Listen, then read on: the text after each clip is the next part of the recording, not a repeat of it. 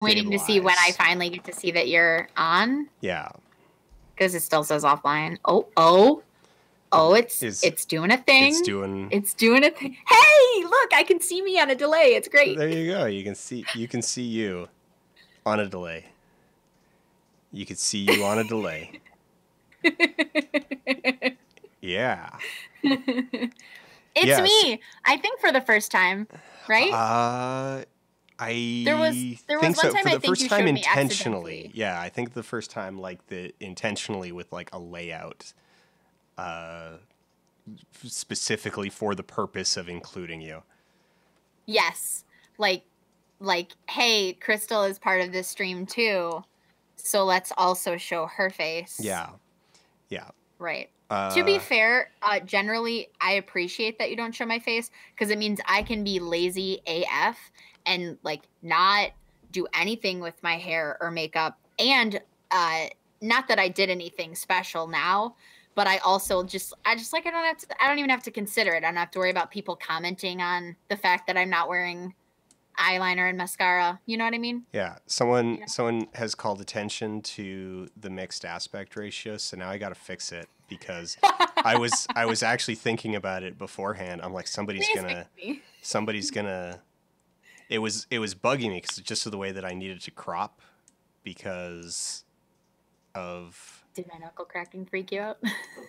Things. My friend Chris is here. All right. Look, guys, neither of us are making tieflings. Tonight we will be rolling gnomes and dwarves. Yeah. Okay? Right, there we go. We are rolling the two tiny peoples. We're roughly matched. Roughly matched for aspect ratio.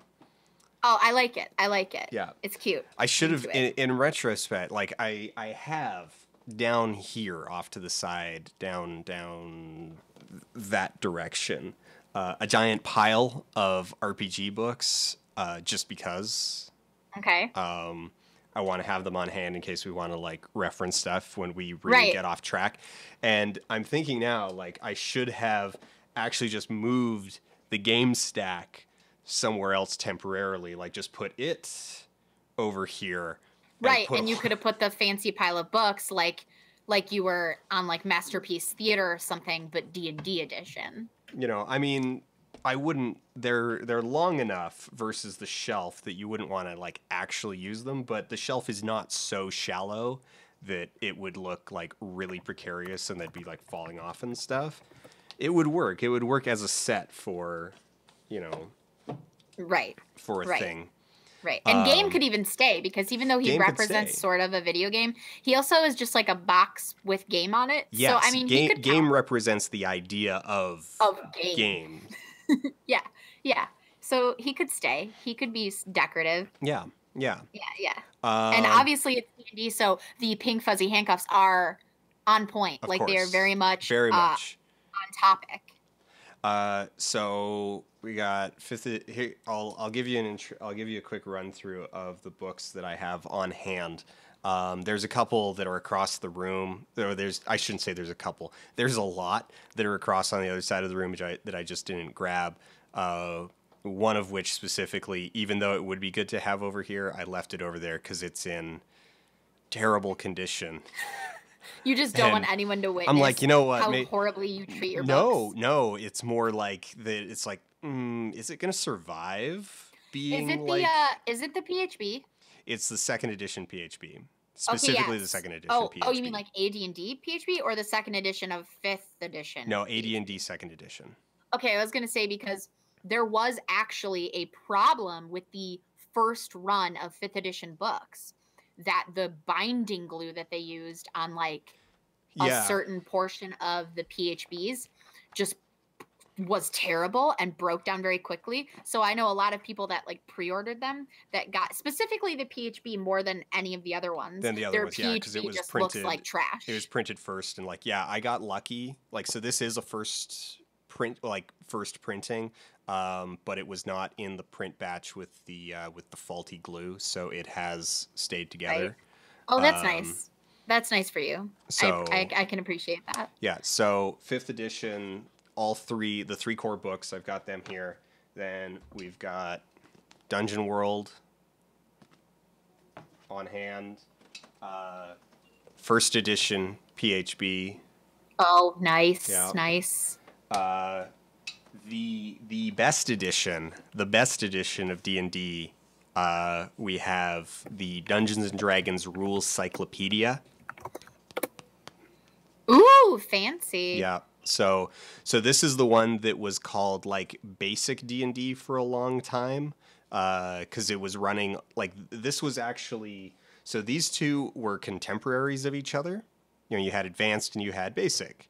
Sort Right. of, or well, you had Dungeons and Dragons, and then you had Advanced Dungeons and Dragons.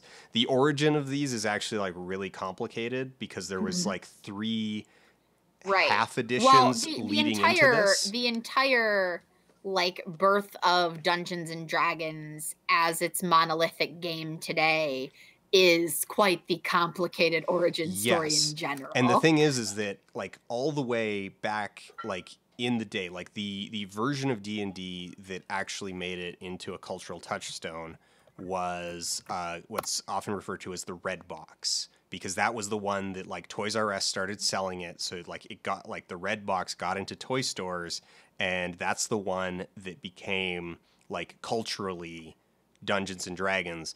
That's this version. This is the collected Right. version of that edition. Ooh, I got a Twitter follower while I was streaming. I am impressed because I assume that means that it's someone who saw your tweet about me and or is in here right now, and even with all of this still followed me on Twitter. Still was like, oh yeah, You're let's like, go, yeah, all right, let's go. I'm All right, into it. I'm in. Then we've got 4th edition. I just grabbed. I've got tons of 4th edition books. I think I have almost all of them. There's only a few of the later ones that I didn't end up getting. But so we've got PHB and DMG. Right. These will probably be worth referencing once I get to ranting about monster design. Oh yeah. Then Right. one of my favorite games. Oh man, I should have grabbed the source book, but it's all the way upstairs. Alternity Player's Handbook.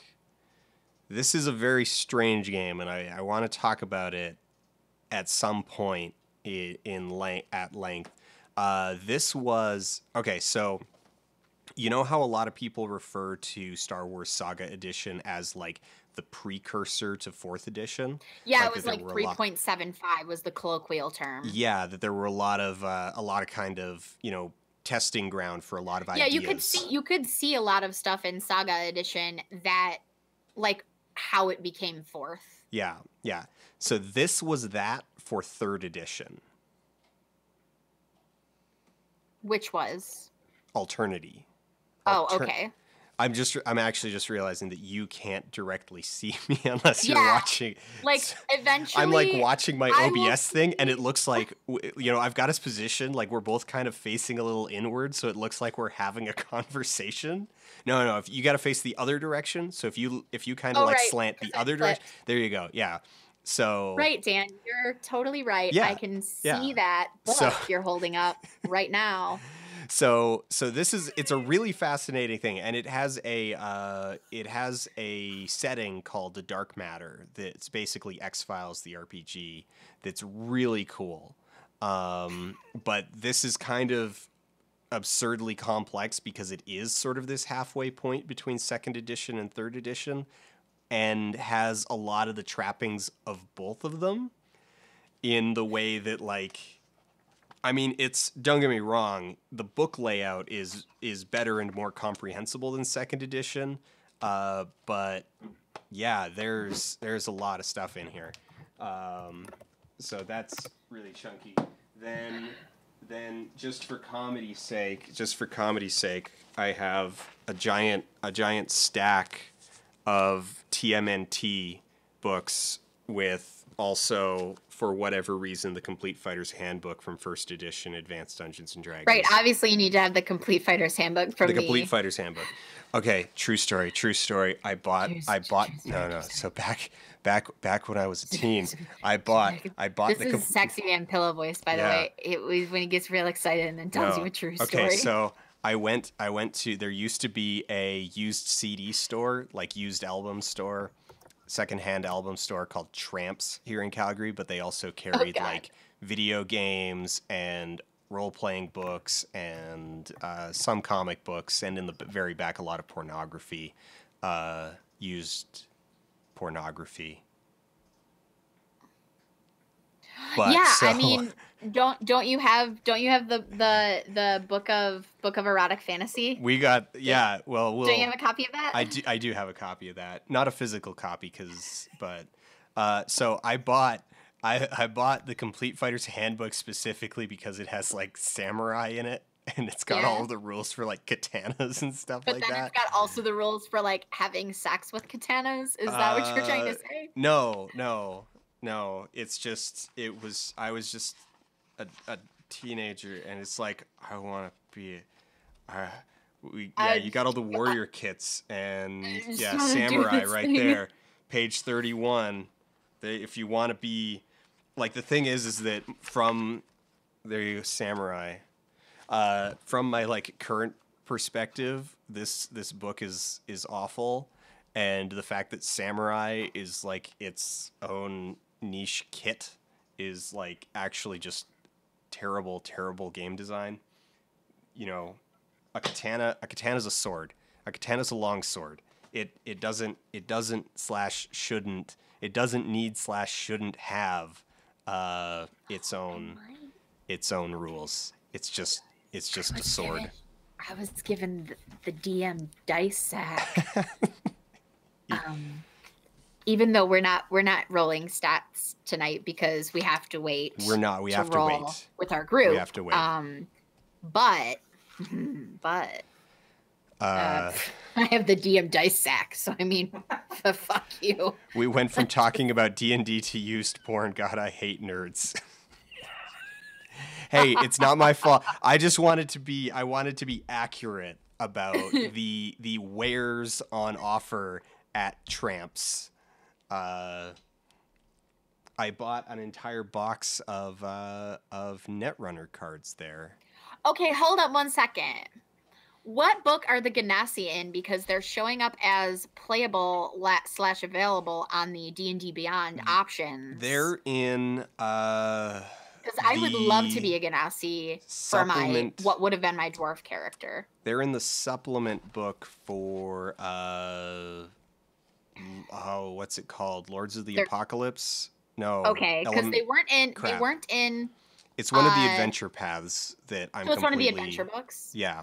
Okay, because they weren't. I looked in all of the like normal sort of supplement books, like, but they weren't in Volos, which I knew added stuff. Because I had considered, I really like the Fearbowl because I really love Irish mythology, and even though the ones in D&D aren't like tight to that, I just I enjoy it, but I wasn't feeling it for the character concept. And so I was looking, I was like, oh, it'd be cool as a Ganassi because I wanted to do the whole like Storm Tempest domain thing. And I could not find them anywhere, but I swear that I had seen them before. And that must be it because I think I played a game I was playing in last year. We played the Storm Giants Thunder, like we were starting that Yeah. really big long arc. I think it might be in one of those campaign books then. Because it was driving me nuts because I swear I saw a 5th edition version and I couldn't remember where. So I just want to point out I have both a first and second printing of Teenage Mutant Ninja Turtles and Other Strangeness. Wow. I'm really, really proud of you for that, I guess. So I have, so I bought my own, and then at some point, I think like in 99, 2000, like 2001, a friend of the family was just like, they just rolled up with a box, and they're like, our 35-year-old son left these behind and hasn't come back to get them in like 15 years. Here's a box of books. Here's a box of role-playing books. And so, oh man, did you know that they made a Ghost Dog Way of the Samurai RPG, tabletop RPG? I think I did. It consists completely of one book. Like all the rules you need to both run it and play it are all in one book. Yeah. Which I can appreciate that sort of like. Oh yeah, absolutely. Something like Dungeon what is it World's called? an entire book. Not what? Like Dungeon World's an entire book. In fact, Yeah. increasingly, I'm like, this whole like 3-book model is maybe a little excessive. You know, I honestly, okay, so here's where I do like it. Um, this is something, so since obviously we're going to get into like a lot of nitpicking about why we don't like fifth edition, um, one of the things that I really do like about it is that they finally heard DMs on what we really wanted in a DM's manual. You know, Dungeon Master Handbook or Dungeon Master Manual was not, you know, some extra magic items and some extra monsters or whatever, because we can get those in other things, is really sort of like a how to build your own stuff, how to add things to the world. And I think they really nailed that with the fifth edition DM book. It's No? eh. I like it. I think it's great. I think they did a good job. Why do you feel so perplexed about it? The fourth one was better, and that their stuff like okay, I'm not gonna say there isn't some like good stuff in here, but there's also like just some really absurd stuff, and a lot of it is just like, hey, here's a whole bunch of tables for randomly generate, like they included all of these random tables, right, for like throwback aesthetic reasons, I guess. Yeah. And it's just it makes it very weird. See, I don't know. I'm not even referring to like that. I mean the Also, way I guess that they write. So the fact that they include a lot of this advice is good. I also just kind of think a lot of the advice is bad. Like the actual advice itself is not very good. Like, I mean, like the whole thing on like governments is like, oh hey, sweet, they've got a 2-page spread on like governments and economies, and then you start reading it and you're like, oh, they don't know what they're talking about. they don't actually. Well, okay, so I can agree with you on like it's not the most in-depth or like fully accurate description of how those, like for example, governments and things work. Some of, you're right, a few of them are like, I didn't think that's what that was, and so maybe they're not.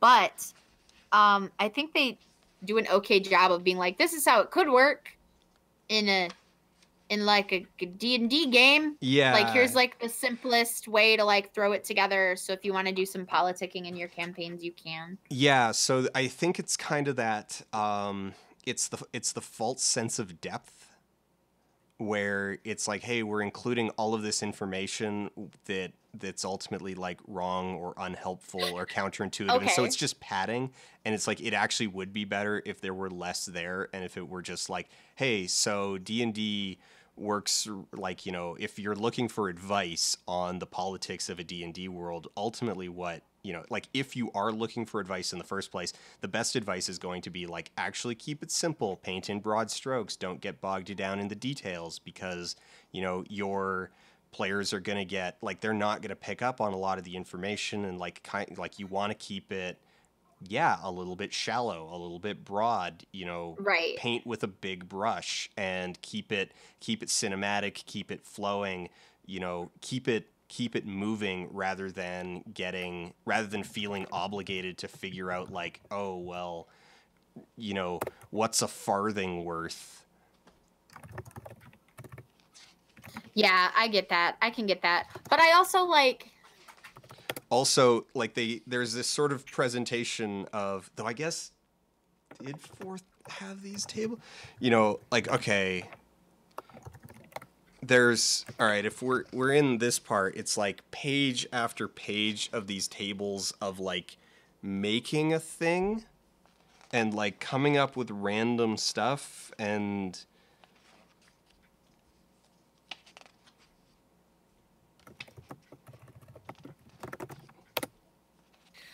yeah, but okay, so my thing is that I think they especially in 3.5, they didn't really do a very good Like the DMG was just like extra stuff that Oh, the the characters weren't 3.5 supposed to know DMG, about. yeah, the 3.5 DMG is And the fourth awful. edition one did do some really, really great stuff.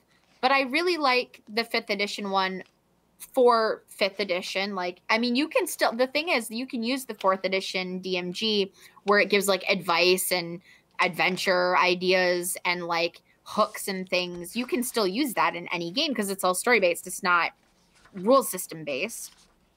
So, um, like I mean, the other I don't see thing, them as mutually exclusive. So yeah, I still think the fifth edition one did a good job of being like, hey, here's how to build a world from like the universe level up and like, or down rather, or the opposite way. And here's some things to consider. Do you want the gods to be present? Do you want them to be gods that walk the earth, or do you want them to be like these ethereal ideas? And like, if you really want to like homebrew some stuff, I think the fifth edition manual does a pretty cool job of giving you questions to ask yourself, kind of places to start, yeah. and some tools to get you there. Though another thing to point out, it does go back to the third edition. Like a quarter of this book is magic items. In fifth edition. In fifth edition, that Oh, yeah. much that much I'm holding right now. That is just gear. Oh yeah. That's just. Oh, and it's not like it's not there. It's just in third edition, the whole book was like, here's some extra charts and tables, and also some The third edition magic items. The third and edition extra DMG monsters. is absolutely is useless. It's And like actually never useless. read this DMG unless you are the DM, because no player should ever know anything about the It's secret so stuff in here bad. for you to throw at them. It's so bad. Also, and then, oh God, the monster. I love. It's like, okay, creating quick monster stats is a page and a half long. Yeah, creating. That's okay. So let's make characters. This is what we got on here for. You've been bitching about your books for half an hour. That's not true. It took you like 10 of that at least. It did. It took me at least 10 of that to fix my sound. Okay, so I guess the first thing here. So I've got D&D Beyond up. It's actually kind of cool. It only took them 4 or 5 years of the edition to get an online character creator. Hey, if online app development is not your focus, then they can have however long they need. You'd have thought they'd worked out this kinks with the last generation. Kinks. Worked with the last generation of online tool building. Right. Taken that experience and like gone forward instead of ending up in a place where one dude getting jury duty halted all product development for 6 months. You'd have thunk it. But you would be wrong.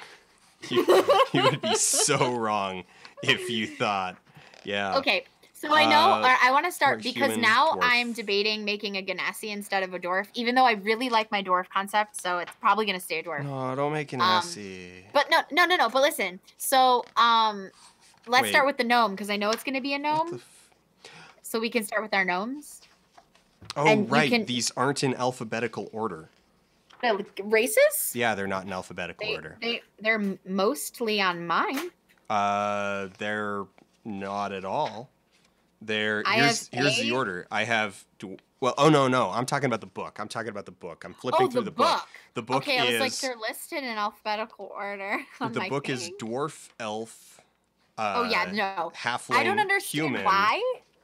Well, so it's did they do it in order of popularity? Like no, what? So they size? did it. They did it. The core, like the air quote core 4 are in alphabetical order, and then the advanced or fantastical races are then after that in alphabetical order, but there's no divider between them. Right.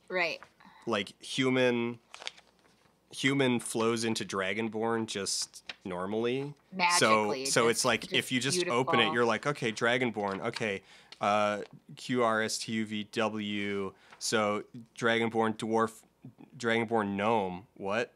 Gnome, Okay, Dragonborn, Gnome, Dragonborn. What? what I will say though is that looking at this, there's only 2 gnome options, and one of the ones in the base book is not in here. Wait. Okay, it's So not?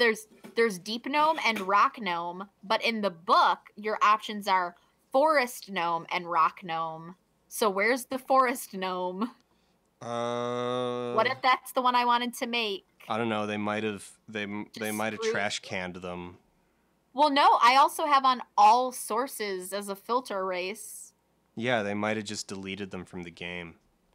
But how? It's in the book, so you can still play it. They're like, I don't know. Okay, I well, don't know why they're not there. I think I was leaning toward Deep rock. rock gnome anyway, because as stupid as the tinkering thing is, I think it fits my character concept of being an ex rock star, who is trying to leave behind their life of infamy and just start a new career. And I think that being able to make a music box fits that as a barbarian. Okay. So Well, I'm kind of into that. Do we want to start with our dwarves or our gnomes? I like it. I think I want to start with the gnomes. Okay.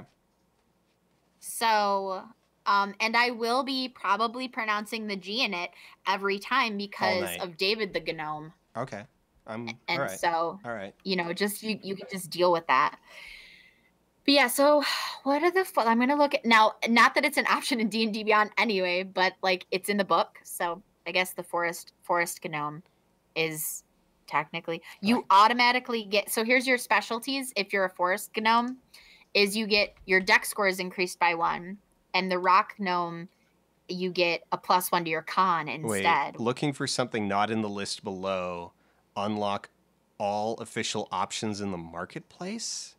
Wow. So if I want to play a forest gnome, which is in the base player's handbook, I have to buy it? Their DLC. Wait, what? Legendary bundle, $360? What? What Damn! What? No. Players. That's okay. Player's handbook, $30.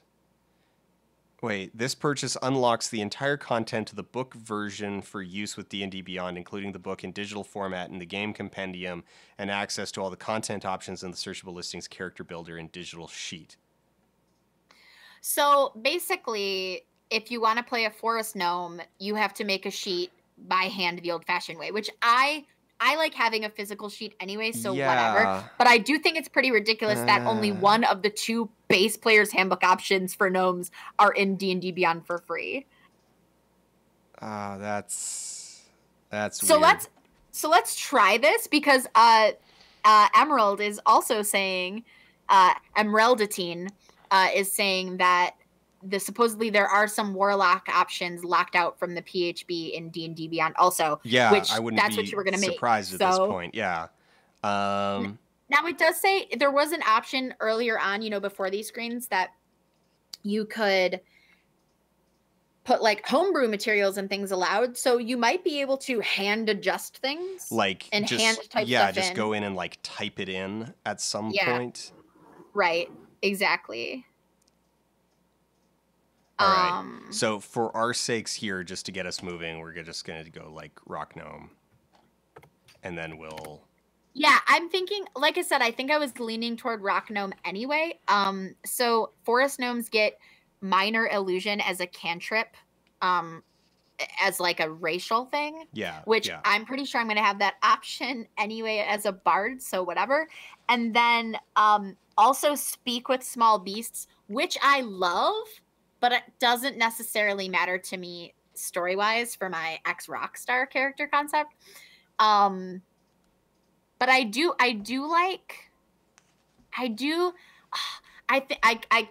simultaneously think the Tinker racial thing is both really stupid and kind of cute. So I feel like I would have gone for Rock Gnome anyway. So let's just roll with it. Okay. Rock Gnome.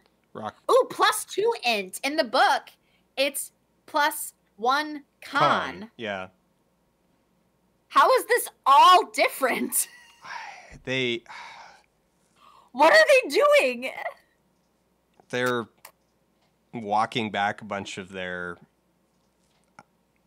I don't know. No. Okay, so the +2 is the overall, like all gnomes get yeah, +2 all to gnomes. int. Yeah, all and gnomes then down get lower it does say con is increased by 1 as part of the rock gnome option. Okay, so it's correct. It is correct. Okay. All okay, right. I'm confirming race. So we're good on that. And then you're doing. Your gnome is Bard?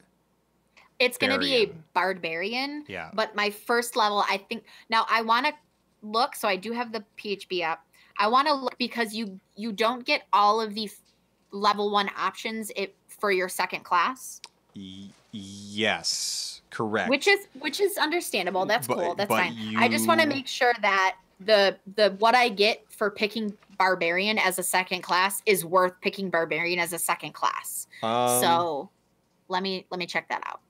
I'm gonna just flip on down to that section. Right. Let me remember where is multi-classing. Or you can like start flipping too. Like we can be samesies. Multi-classing 163 through 164. Yes. Okay, so in mine it's gonna be like 157. Oh, these are feats. Okay, so you'll gain. Is it after the feats? So yeah. Okay, wait, I just want to make sure I'm looking at the right. Yeah, it's after equipment. It's right after equipment. Chapter 6, customization options. Nope, so it's not after feats. I just got the book back today, so it's okay. I'm just trying to figure out. I'm like, I don't entirely remember the order of things. The PDF page numbers don't match up with my physical page numbers. Okay, here we go. I found the multi-classing. Okay, so if I take the barbarian as a second class, so I will receive. You'll also note it. You'll need a minimum 13 strength. That's fine. I'm gonna get at least 2 13s, whether it's with my +1 or whatever. Yeah. Or my +2 or something. So I'll be okay with that. So I get proficiencies. I get shield, simple weapons, and martial weapons. So whatevs. Let's see here.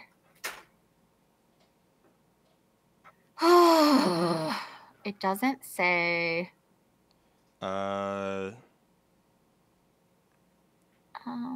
Maybe wait. So maybe I do get all the same stuff. I just only get certain proficiencies. Yeah. So part of the reason, if you're wondering why so many of the classes are really underwhelming at level 1, it's specifically because of these multi-classing rules where it's like with a few exceptions, so there's a few exceptions where it's like, okay, you get kind of a like downgraded version of that class feature, but it's like, oh, well, you just get the stuff. So if you take 1 level in barbarian, you get all the first level stuff except. Okay, so what I'm seeing from like scanning this basically is just that if I take Bard first and Barbarian second, I still get all of the Barbarian stuff. Yeah, you would get Rage and Unarmored Defense. Except for I only get certain weapon and armor proficiencies. Simple weapon, martial weapons, shields, proficiencies. So I will be. This is totally fine with me, but basically I'll be a Barbarian who can only wear light armor because that is the height of armor I think Bards can wear. Yes. Bards might be able to wear. Bards might have medium, in which if Barbarian Bard is right after. Because the only other thing that's affected is how many spell slots you have for your second class. And if I take Bard as my first class, that won't really be affected. Like, it'll be affected overall by being behind a level. Overall Bard level, but yeah. So you'll get Rage, Unarmored Defense, and martial weapons. Actually, Bard.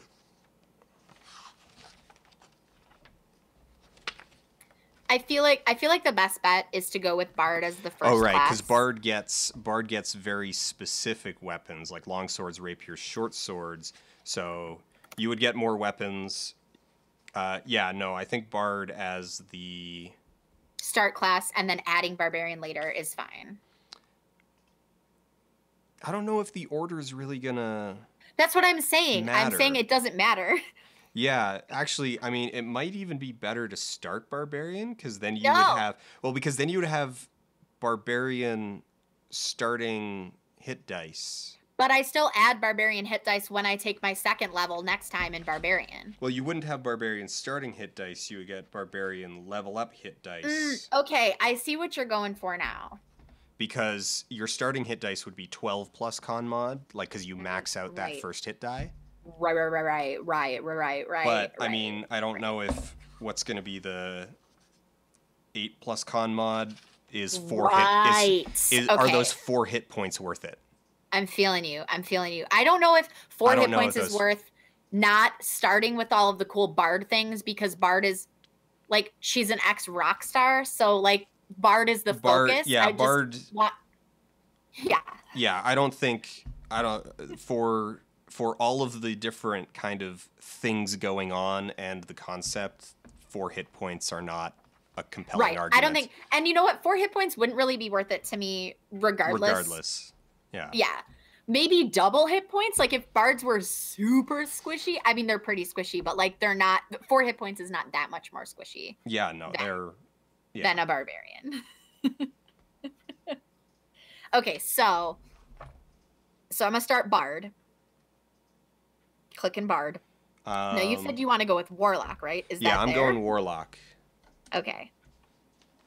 Let me get back to the Bard page in my book so I can actually go down the list and choose shit.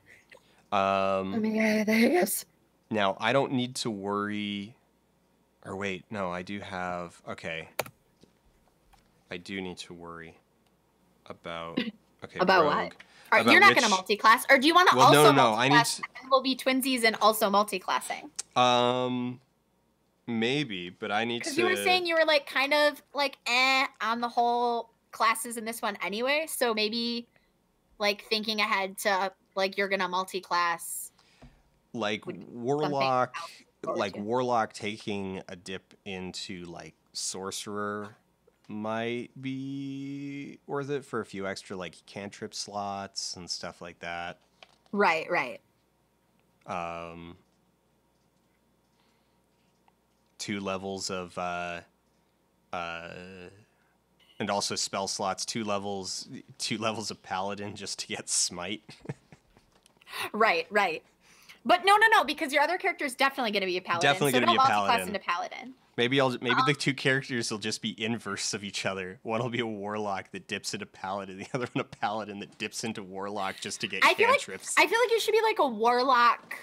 Like a warlock rogue would be fun, but I also saw someone else in the group saying that they were feeling like rogue type classes. So maybe like a warlock.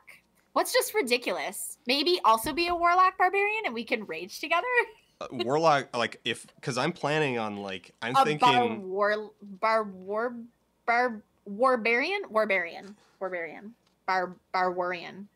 I don't like either of these portmanteaus. These are terrible. Please help me. Because I am debating Pact of the Blade. So like Blade Pact, which I mean Barbarian would give me rage. I mean, Barbarian's pretty sweet. Wait. Oh, Drew's here. Drew's in chat. I invited him. Okay. he is Emerald 18/Emerald 18. All multi-class characters, Swiss Army tune. So what would you do? You need like all 13s to get that? No, you only need. Oh no! Oh, you mean if you took one level in every class? Every single class. Yeah, you would need. Dang it! I lost the page. By the time you add like your 3rd or 4th one, you're already going to be so underpowered. You'll basically be useless. Like I don't mind like really dedicating yourself to a story, but I do mind you being like just utterly useless. Like, can you not fuck us all, please? How useless would you actually be? Okay, listen, do you remember how we were saying that you don't even get anything cool in a class until 2nd, 3rd, or 5th level anyway? Yeah, but then like, even the cool stuff you get isn't that good.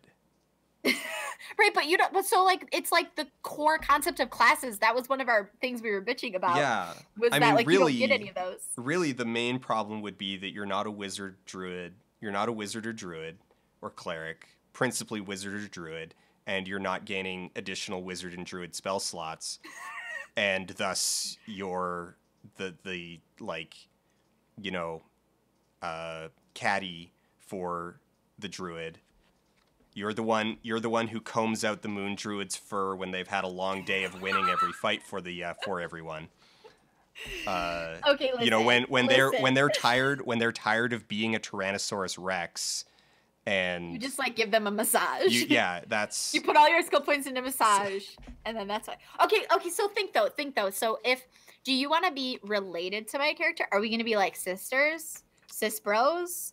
What do you want to do with this care? Do you want to be like my manager or something ridiculous, like from the Rockstar life? Or do you want to know, you want to have known me before, like before I was cool? Yeah. And then you always like, you call me that really annoying nickname that I had when I was a kid that I hated, and like give me like what are we doing? Because that'll help you figure out what classes to multi-class into.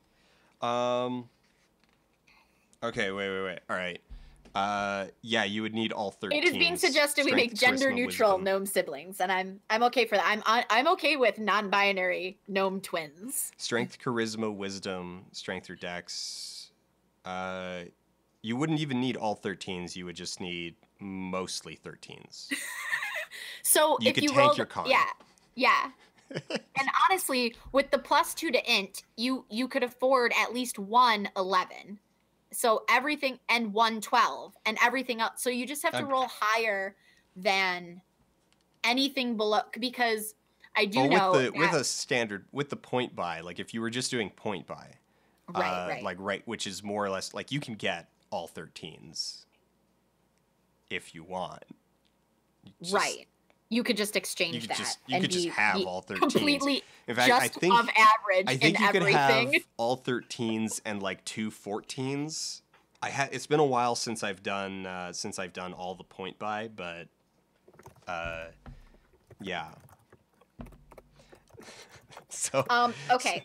So back in 3.5, I had this character that I wanted to. It was like I really, really was dead set on making fighter work, and I convinced the DM to let me roll, and I, like, no joke, rolled 4 18s and 2 17s. You bastard.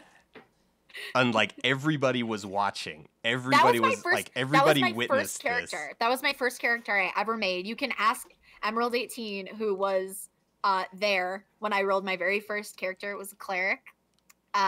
And I rolled like 3 18s I ended up with, and then one of them ended up becoming an 18 with like the ability score modifier for the class or the race. And I just rolled like a boss. Like, I don't remember if it was Emerald or one of our other friends in the group were like, can you roll my stats? Just keep rolling with your beginner's luck, because I like destroyed it. Mex Rage asks, was my character still being overshadowed by the Godzilla? Yes. Yes, he was like more or less barely functional until level 6 or 7, when I finally had enough feats to really get the whole like trip. I had enough attacks and enough feats that I had all of the feats needed to just spam trip attacks every single round over and over again. So then he was pretty decent against things that could be tripped, and was useless against things that couldn't be tripped. Okay. And then eventually we started working in some Book of Nine Swords stuff, and gave him some like really overpowered items, and then he was he did eventually become like basically unkillable, though. Okay. So, listen. Warlock.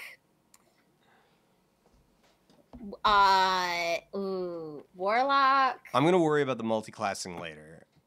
Right, but if you think of it now, then you have something to look forward to. I'm just saying. But you're starting as warlock, right? Starting as warlock. Definitely starting as warlock. I might go ranger just to fully throw a level away. Oh yes, no, do it. Do warlock ranger. That's a kick-ass one level combo. of ranger. One level of ranger gets you. I mean, it gets you favored enemy, so you know a lot about like oozes or plants, and also gets you natural explorer, so you know a lot about grass. Finding oozes. And yeah, so you can find oozes, and you can really find them super well if they're in grass. I love it. I love it so much. It's wonderful. Yes, you should absolutely take one level of ranger, and yeah. All right, so I'm going to be a bard, and you're going to be a warlock. This is our initial concept. Yes. Okay, how now? Obviously, we have to continue to like build the class, but first, I just want to like hash it. Like, how do you know me? Are we definitely going to be related? What's the story here? Like, this is important to me. I think frenzies. Like I knew you before you got popular. Okay. And like I kept you around, or like you just stuck around, or like we both mutually just enjoy each other's company. You remember when we were playing NBA 2K16 and how we were playing as the Frequency, aka Freak? And Freak had and his bro and his bro and yeah, so like I want to be that guy, I knew you when you were small, and now right and now so you were rooting coattails. for me to succeed, and you were but then you've also seen my current downfall, and we're like, I'm here for you, whatever you choose to do. Like, sure, let's become adventurers. Yes, I've also exploited your popularity for my own for my own gratification. Yeah. Yes, I love it. I would be willing, because I'll probably have some leftover gold. Either what happens to me when I go to buy things is either I want way more stuff than I have gold for, or I can't figure out anything to spend money on. Yeah. And I just want to say, I'll give you whatever I have left, and we'll say that it's like you were like, pocketing some of the door, like some of the door money. Yeah, and I want to say, just like in Michael Jordan NBA 2K16 featuring a Spike Lee joint #BeTheStory, I'm going to eventually borrow your car and get into a high-speed car chase, crash it, and die, and then leave you a long-winded letter about how like it was really hard growing up because I didn't have any parents, but thank you for being my friend, and you're probably going to be better off without me now that I'm dead. Right. And it'll end exactly the same. Emerald 18 suggests that I am above handling money, and you are more than happy to manage it for me.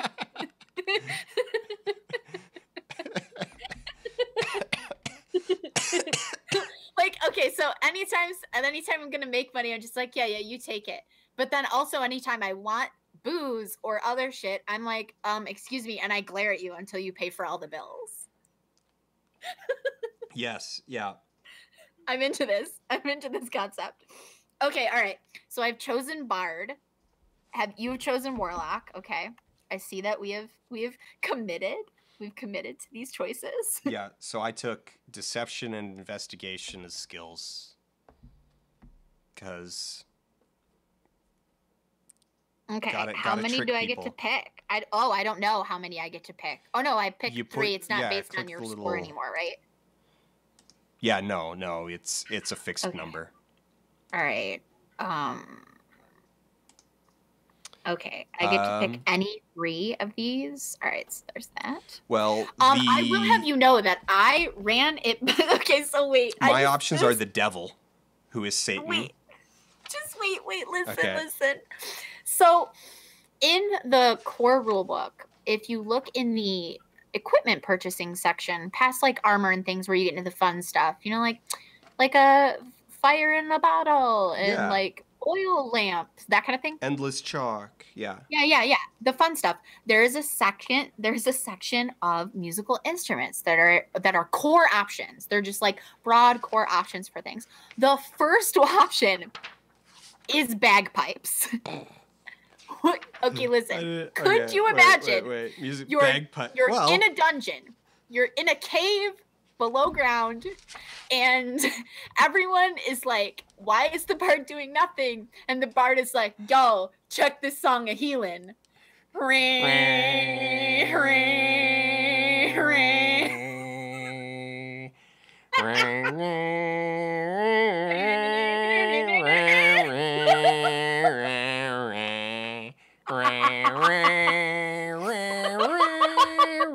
you imagine the carrying how it would echo through those caves? Just playing sound wave, just constantly. It's just the way you like boost people is just to like hold that G, just like just like gently caress them with the beauteous sound of the holding note of your instrument. And the way you do damage is to check it. Let check it how sag I can after, just like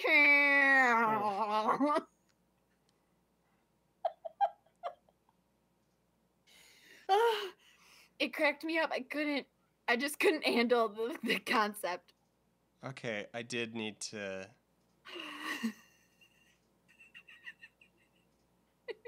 You did need to what? What did you fuck up already? No, never mind. One of the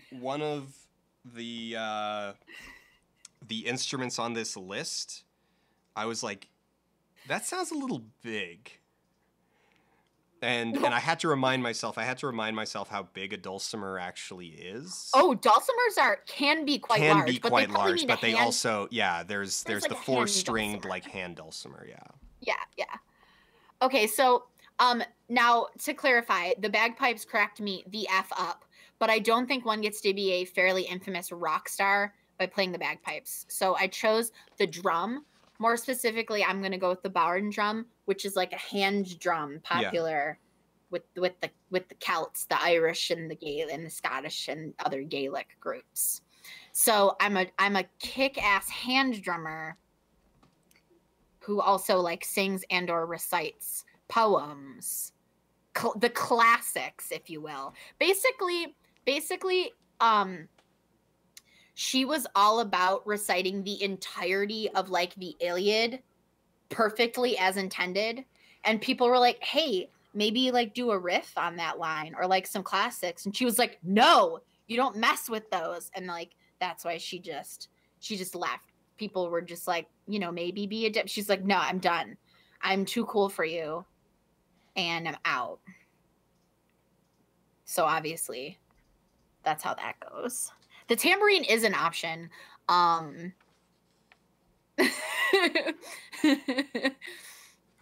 yeah, so you could pick the bagpipes. I did not pick the bagpipes. That is a concept for another day. But just the simple idea of a bard whipping out and wailing away on the bagpipes in a confined space just killed me. Would you say you picked deception and what? Deception and investigation. Wow. So you are a liar who likes to know when other people are lying to you. Yes. Great. Okay, I like what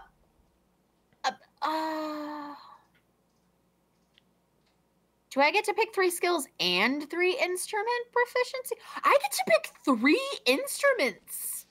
Oh yeah, you only get to like have one, but 3.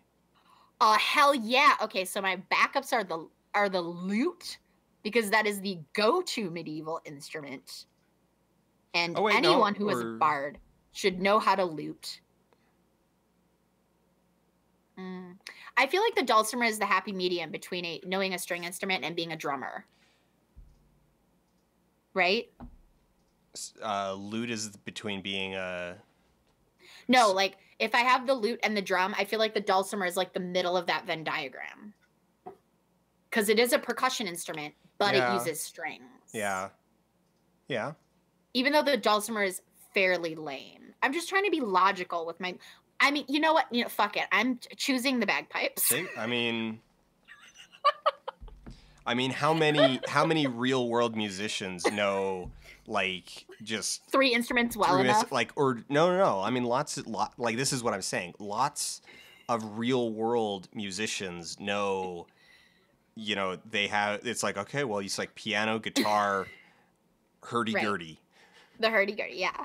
I do have to reassure Emerald 18 that while I have chosen a bagpipe as a known instrument, I will refrain from making it my go-to chosen instrument. In fact, I will not own bagpipes. I will make myself purchase them because I don't think you get them. I think you just get to be proficient with them. Yeah, you only get one instrument. Have. Yeah. So start. The one that I will currently own, but do not think for a minute that if we come across some other bagpipers that I'm not going to pick one up and join the jam band. It's going to happen. Yeah. So on my end, the main thing that I get to pick is my patron and Ooh, that's fancy. the computer. Yeah, tell me about. So in the book, the options are Archfey, Fiend, or Great Old One, and on D&D Beyond, my option is Satan, who is the devil. Literally Satan? Well, the Fiend. So, okay. Did you want the other one? I haven't read over these in a while, but the Fiend is we'll take a minute. Take a minute and read them over. I'll help you pick. So also, do we want to say that the reason we're close is because I know your dark secret that you have sworn yourself to Satan, who is the devil?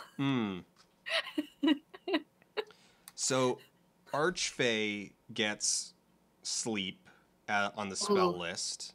Ooh, I like it though. And gets Fey presence to start. Which lets you, charm or frighten lots of things. It's a wisdom saving throw though. Which one is it? It's sleep and the other one is what? So you get the two spells you get are Fairy Fire and Sleep, and then you get the Fey Presence ability, which is basically a short range fear / charm effect. Okay, so I feel like that depends on what your playstyle jam is going to be. Now, I feel like Sleep, or what was the other one? You get Fairy Fire. Fairy Fire is. I feel like if you had Fairy Fire though, you could alternately use it as like pyrotechnics for my rock shows. Well, now here's the Fiend. Oh, okay. The spell is for the Fiend. The first level spell list is Burning Hands and Command. So if you want pyrotechnics, spewing, a 20-foot gout of flame. That's pretty amazing. Emerald suggests that you made a dark pact for power and fame in your life, and the monkey's paw of it is. Trick, the monkey's paw was that your best friend became super famous, which granted you power.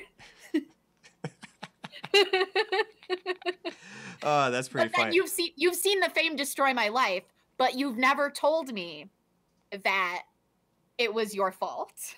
And then the feature for the Fiend is Dark One's Blessing, which is temp HP when you land a killing blow. I mean, that's pretty rad as a squishy little squisher. Yeah, well, also, warlocks are not. They're D8, but if you go, if you're doing Pact of the Blade, if you're doing Blade Pact and you want to get all up in the business, as it were, then temp HP is a nice thing to have. Yeah, yeah. I also like the added pyrotechnic aspect. And then And Great Old One. I Great like Old One just kind this of isn't. possible monkey's paw dark pact with an evil being Yeah, I thing kind of the fiend that led to my fame. I'm digging this whole story that we've got. Like it's very it's tying it's coming all it's coming together. together. I'm It's into coming it. together. All right. So level 1, Ooh, so we're not. Mr. Insecure says though that the Fey Pact one can one of their things is the flash step. I don't know if that's literally the name of it, but I'm assuming it's like the blink in Yeah, WoW for mages. they get blink eventually. That's kind of cool, but I feel like the whole evil fiend thing fits. Like, are you digging it? Are you not digging it? Because I don't want to put you into a character you're not like feeling the vibes. Fiend gets the rad. So they get command, blind, and blindness, deafness on the spell list. So they have a couple really powerful like screw you spells, and then they also have a whole bunch of just burn the world down spells. Right, Like right. Scorching Ray, Fireball, Wall of Fire, Flame Strike. Just burn the world. Just I'm burn digging the it. world. I'm still trying to pick my skills, TBH. So You get too many spells, and your spell list is too long. I haven't picked my spells yet. I'm on my skills. I have to pick 3.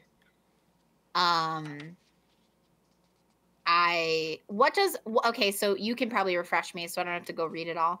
What does Arcana do as a skill?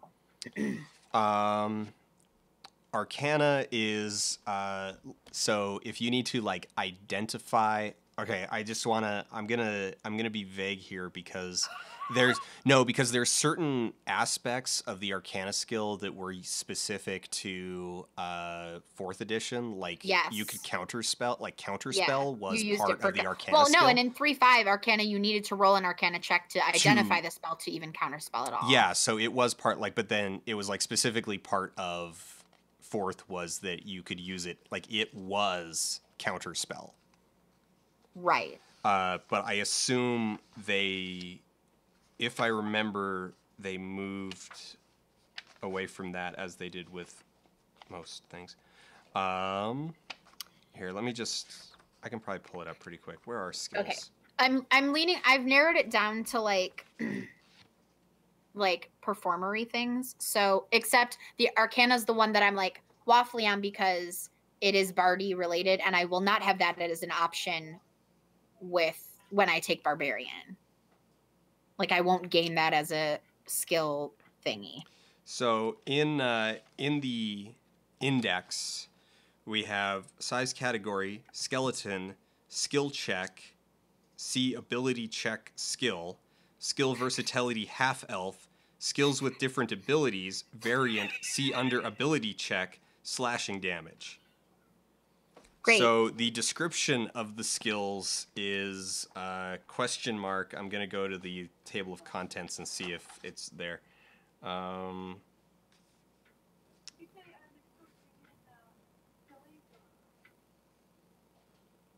Cthulhu says that Arcana is magic items, and the nature of magic, and dragons.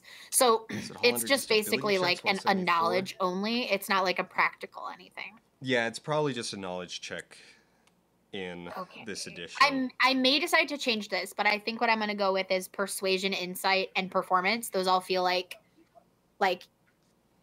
performery skills. Also, the only other one that I was feeling like would be fun times would either be sleight of hand and intimidation, which I think intimidation I will get as an option when I add barbarian next level. So I mean, I'll just wait for that. Yeah, I found the skill descriptions, and Arcana is just a knowledge check. Okay, so yeah, I don't need that. I don't think. Let me look at the actually. Okay, so I'm gonna look in this section because I might need to use it for like one of my thingies. Which which of your thingies?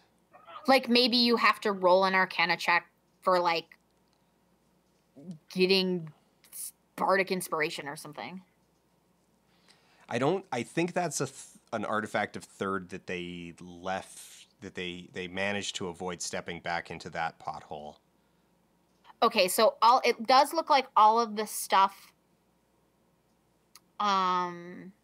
It does look like all of the stuff. Let's see here. Is based on ability score and doesn't rely specifically on. Yeah, they didn't step back in that hole of like having abilities that key off of skill checks. Right, which is cool. Yeah, okay, because that was that awful. said, then if I were to swap, so I currently have persuasion, performance, and insight. I will not let go of performance because I want to be actually pretty good, good times. But if I were to swap out persuasion or insight instead for sleight of hand, do you feel like that's a good pick? Yes, because you're a bard and so you get like charm person and dominate personality, and yeah, you can just magic people into loving you. So swap out of persuasion into sleight of hand. So then I would have sleight of hand, performance, and insight, which I think insight is really useful. Particularly when your best friend is a fucking liar. Yes. With your deception. Yes. Okay. So I've landed on those. So my instruments are drum, lute, and the bagpipes. And my skills are sleight of hand, performance, and insight. So I've only gotten that far. So are you picking your spells now? Wait, I don't get to pick my spells. I only know 2 spells. What? Oh, like just at level 1, you mean? Yeah, like actually, wait, no, I should have cantrips. Yeah, I get 2 cantrips plus 4. Oh no, wait. Oh, okay. So I know 2 cantrips. I can cast 2 first level spells, but I pick those 2 from 4 total known spells. So bards work like sorcerers in that you pick a few that you know, and then you can just cast whatever off that list spontaneously. Yes. I think. Yeah. Yeah. Mm-hmm. And I've got, mine's, I have 2 spells known, and I literally only know 2 spells. So. Okay. Or wait, so... no. Never mind. Sorry.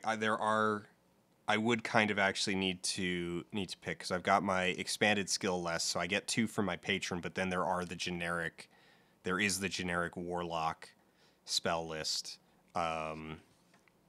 But I want burning hands Max and Rage command is saying anyway. That you also get spells from your patron, but everyone else is saying that they think it's just cantrips at level 1. I get 2 spells. I don't know if you do. Here, let me... So I have 2 cantrips. I have 2 spells known, 1 spell slot, and my expanded... cantrips, first level... Yeah, so... So how it works for warlocks is there's the generic warlock spell list that like all warlocks have access to, and then your patron adds 2 more spells to that list as an option to choose from. Yeah. Now are your known spells like the way I'm interpreting mine? So I'll have to verify, obviously, but I think this is how it works, is the old sorcerer way. Like once you pick your known spells, those are your known spells. Yes. And then you can spontaneously cast the amount per day from that list. Sort of. So whether or not you need to prepare spells or not, or can spontaneously cast, is going to depend on your class. I think all of the classes except wizard are spontaneous casters, though. Okay. I'm pretty sure. All of the classes but wizard are spontaneous casters. Right, but wizards get a bigger book of spells that they can cast from. Or wait, no, wizards are now spontaneous. Sorry. Oh, God. Right. I'm forgetting how many layers this is. Okay, so wizards have a known spells, a spells per day, and then Basically, they have their big list, their small list, and then their slots. Emerald 18 says that page 201-ish is the sort of explanation between known versus prepared. Yes. So I'm gonna leave that to you because I don't flip very easily in the PDF. But yeah, hello! I'm already there. So known and prepared. So many things. Yes, tell me about known and prepared. Members of a few limited classes, including bards and sorcerers, have a limited list of spells they know that are always fixed in mind. So basically for you, all like your spells known and spells prepared list are the same. Also, I think for me, yes, we're both classes where our lists are small enough that it's just your known and prepared are the same thing. It's only, I'm pretty sure it's like they say, do clerics have to? I think clerics might also need to prepare. Double checking that.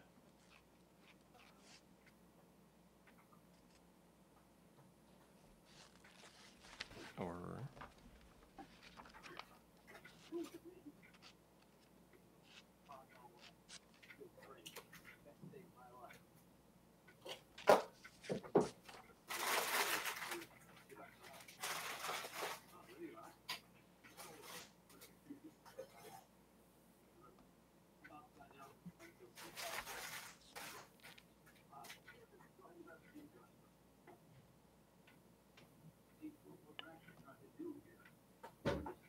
yeah, neither of us need to prepare. That's cool. Okay, so whatever we know, we can just cast whatever our spell slots amount is out of that list. Yeah, our list is just our list. We don't have two lists. I dig it. I'm into it. Wizards have two lists. They have their big list and then they have their small list. Everybody hates them and no one wants to be a wizard. So the first time we sat down with 5th edition, oh no, to make characters, my buddy Stan, after about 20 minutes, was just like, I can't figure out how to cast a spell. And we had to like read the rules, like 4 of us standing there going over them to be like, who have all played multiple editions of D&D before. We're like, wait a second, did they change it? How does this work now? Because it was like natural language, but it's like natural language that's trying to be like tight rules, and it was very difficult to. It took us a while to be like, okay, yeah. No, you just. I have to tell you that the way magic worked changed about 40 times during the beta testing of this, and it did. All of them were bad ideas. Pretty much, yeah. Hey, Sheer, I will not stand for this blasphemy. I am a bard, not a wizard. There is a difference. Shut your mouth. Okay, so the next page wants me to pick stats, and we don't have those. So I think the best bet is to just like default to like all base. Like what's like the we can just go like the lowest for all of them? No, so just go standard array. Okay, all right. Let's do standard array. And I just get to pick which one I want. And then you just drop down what you want where. So is my stuff based off int or charisma? Let's find out. Because unless you get unlucky with rolling, the standard array is more or less what you're likely to end up with. Okay, charisma should be my highest, which that's what I thought. So that followed by what do they suggest? Dex. Okay, so there's that. And then I need to have what? Do I need to have the 13 con or 13 strength to be a barbarian? I think it's con, right? No, strength. Are you sure? Yeah, you'll need 13 strength. I'll double check it. I'll double check it. I'm double checking it. Combat. Splitting up the party. Using ability scores. It's 163 Customize is the option of multiplexing page. Barbarian. Ability score minimum. Strength 13. Oh, you were right. Okay, all right, good job. I'm proud of you. I retract. I retract it. So it needs to be. So I have to actually use my 13 there. I was hoping it was con because I get the +1 con for the rock gnome, and then I could use my 12. But apparently, actually, my 12 is gonna end up in con anyway. What is insight based on wisdom or int? I think it's wisdom. Can you look? Because that'll be my next highest one. Not that this truly matters anyway, just like generally. Skills were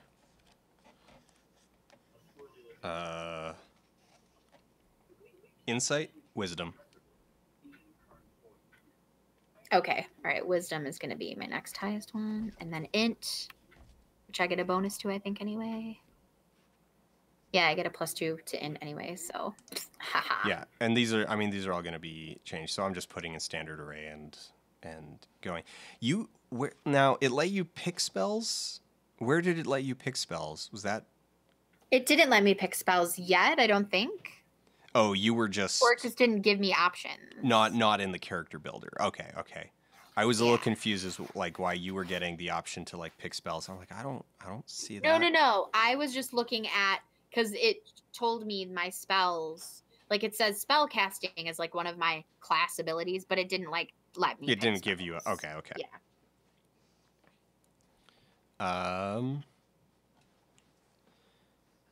So yeah, just kind of blowing past abilities. Next up is backgrounds.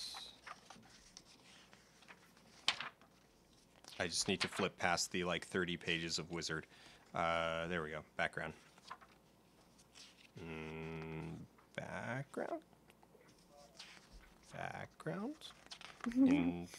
Oh yeah, I need to go to backgrounds and look at mine too.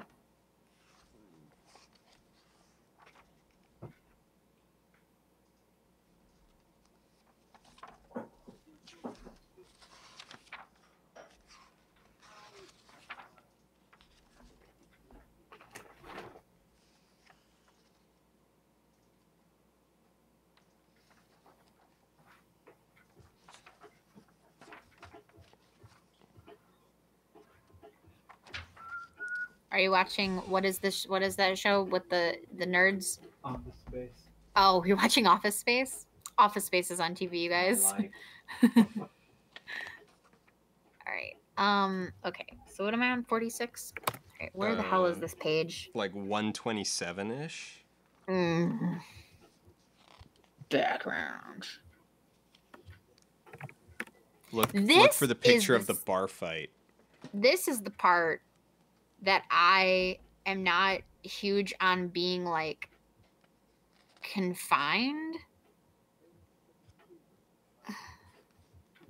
What? Like you can homebrew your own backgrounds technically, but like, it's a pain in the butt because you have to be like, can I take this from the charlatan and then this from the acolyte? No, it's basically like, okay, a background is basically 2 skill proficiencies, 2 tool proficiencies, and 15 gold worth of gear.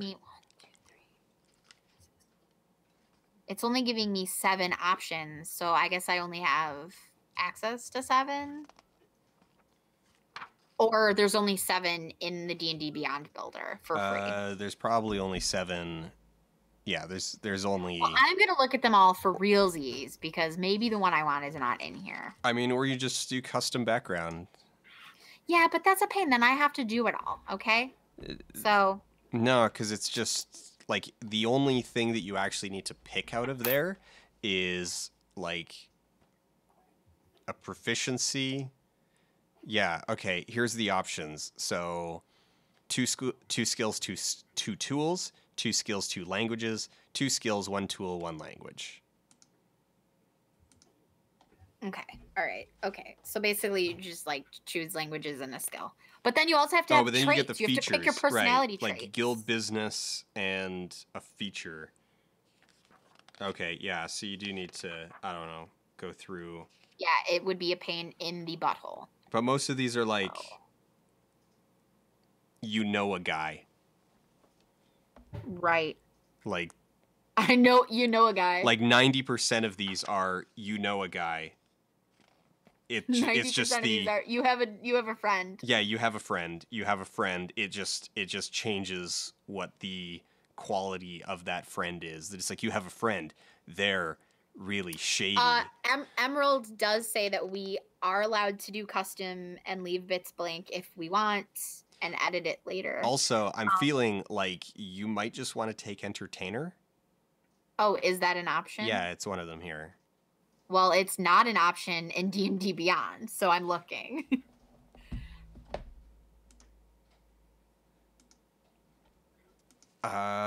Then we'll just that'll just be one like just do custom background, just, like, type in it, yeah, just type in entertainer and then like click on things. It does do well though. Yeah.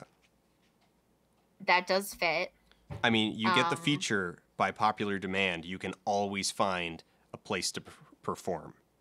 I love it. I love it. I'm just gonna finish flipping. Maybe there's like a town drunk option. Maybe that's the one I want. You know, you never know. I'm definitely not a noble. Maybe hermit would fit. Outlander, not really. Sage, that's not me. Urchin. Ooh, I like urchin. Let's see, there's sailor, not soldier, tinker, spy. You grew up on the streets. You know the secret patterns and flows to cities and can find passages through the urban sprawl. I wasn't commenting. Grew up on the streets. I think entertainer is my best bet. I think you're right. I mean, I'm from the streets. That's the thing. I know it's the most obvious, but I was seeing if there was something else that would like give me something that added like a little more depth and flavor, maybe, you know? I don't always like just jamming it in with the most obvious option. Yeah, I'm gonna go with urchin because I've always got to tell you to like remember where we came from. You know, right? And honestly, like we could both do that if we both grew up poor. You know what I mean? You know what I mean? Well, you should go with entertainer. I go with urchin. Okay. Because you. All right, I got you. I got you. Yeah. I feel you. All right, let's see here. Because I'm still connected to the streets. Right. You still know what's up. I have distanced myself from that through my fame and abilities. I'm like frequency. He Your was frequency, like trying to forget where he came from. And why can't I remember the friend's name? I gotta look it up.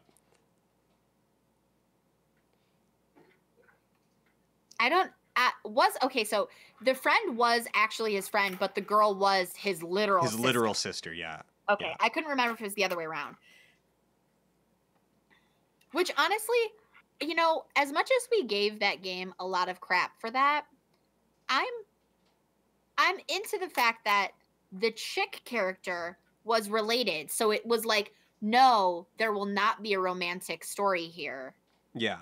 Well, there were. I mean, a girlfriend. The two dudes were bros, and then the chick was like hot for him. You know what I mean? Yeah, yeah, and then because he does get a girlfriend, Freak does get a girlfriend later in the story mode. I think we had just been introduced to her before before we stopped when we were playing it on stream. Mm-hmm. But then she plays a substantial role in what comes later in the story. It is asking me what language that I want to take for my custom background. And I don't see anywhere that this custom background gives me. What I will ask is, since he's totally in here, hey, Emerald, The entertainer background gives me a tool proficiency in one type of musical instrument, which I already have 3. Can I swap that out for like a different but still thematic tool proficiency? Vic. Because I don't need a 4th instrument. Like, let's be real. Do you want me picking something weirder than bagpipes? This benefits us all. Hold on, I'm going to mute you for a second.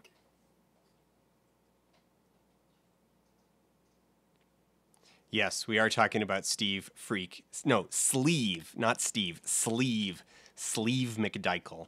We are talking about Sleeve McDykel.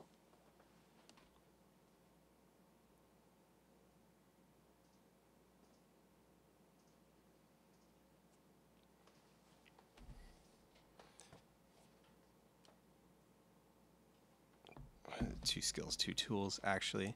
Actually, 2 skills, 2 tools. Yeah, we'll just leave that, yeah.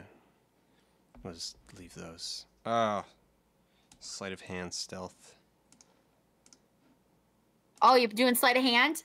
Well, because I'm manually inputting the stuff from Urchin. Disguise kit, these right, tools. Because it doesn't exist? Yeah. Okay, I see. Okay, so never mind. So I pick the 2 skills and 2 tools rather than 2 skills, 2 languages, or 2 skills, 1 tool, 1 language. Actually, I might. Because entertainer. Because you're manually entering entertainer, right? Right. So it would be. Wow, that is so rude.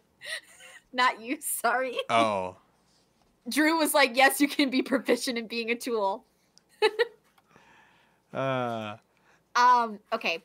Yeah, so 2 skills, 2 tools. I would. And then their acrobatics, performance. What page is this? 130. 122. Okay. What page is equipment on? I want to look at the different skills. God. Or not the skills, the tool sets. 143. What page? Sorry. 143. And then tools are page. A little past that. Tools are 154.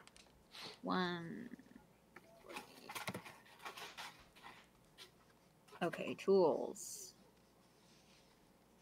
No thanks.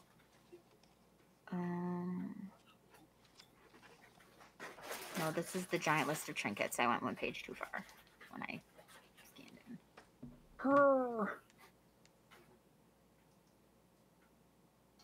Okay, wait. Where are they? What's in vehicles? Okay, there they are. All right. Tools. Artisan's tools. Disguise kit, which I already get disguise kit.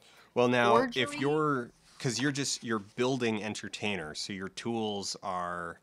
One is an instrument, and I'm allowed to swap one out, he said. Oh, yeah. Okay. So I'm trying to figure it out.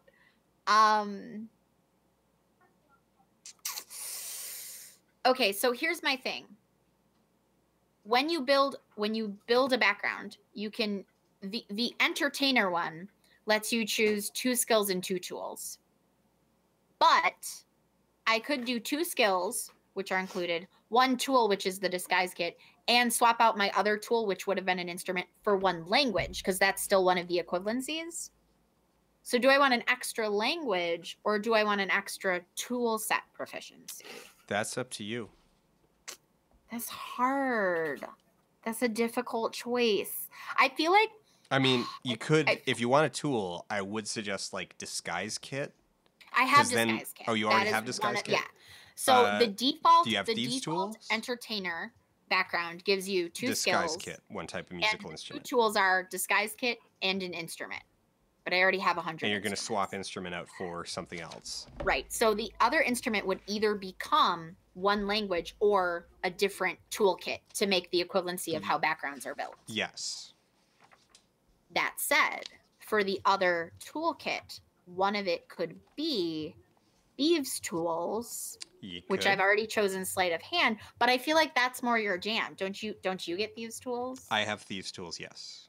I feel like that's more up your alley, as like I would be the one distracting with the lute playing while you picked the locks. It could be you could be a gambler.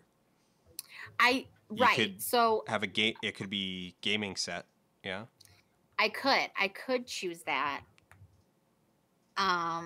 Or I could be an herbalist and make my own Drugs. booze. Wait, no, is one of the artisans tool sets brewer's supplies? I could be a booze maker. I don't know. I'm kind of into it. Like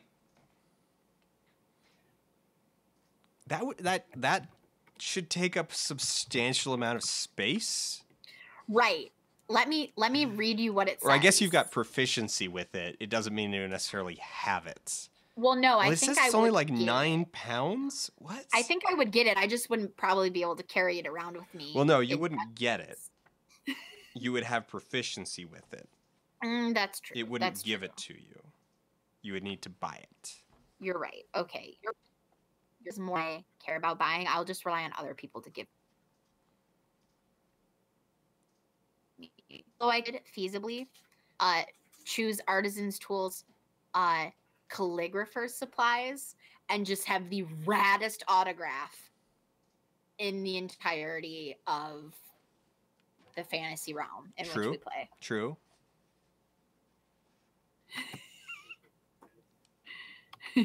Are you asking for options? No, I'm saying like it's whatever you want.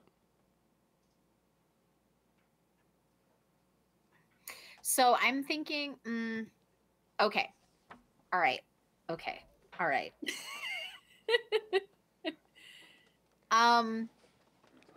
Here's the thing. I don't think gaming set would count as like a tool set. Like you don't need proficiency with Game says you need proficiency.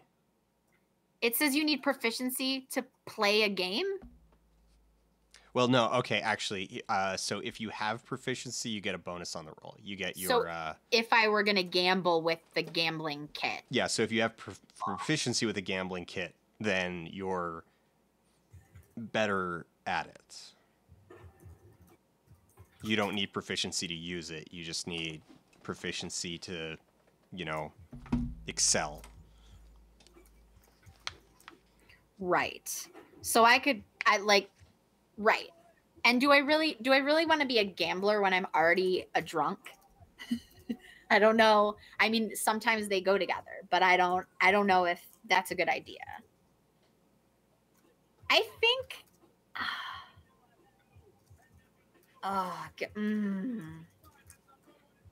there's also navigator's tools, like just being really good at finding your way. So you get to add, if you use them, you get to add your proficiency bonus to any ability check to avoid getting lost. I'm sorry. Avoid getting lost at sea, which doesn't really matter. Yeah, no. It doesn't really matter to me. Yeah. I do like that one tool basically negates the ranger. But only at sea. But only at sea. But that means if you went, it's like, I'm going to be an ocean ranger, and you took all of the sea options, it'd be like, or you could just take proficiency in navigator's tools with this incredibly cheap tool proficiency feature that you get from a background. And it nets out the same, that you get to add your proficiency bonus.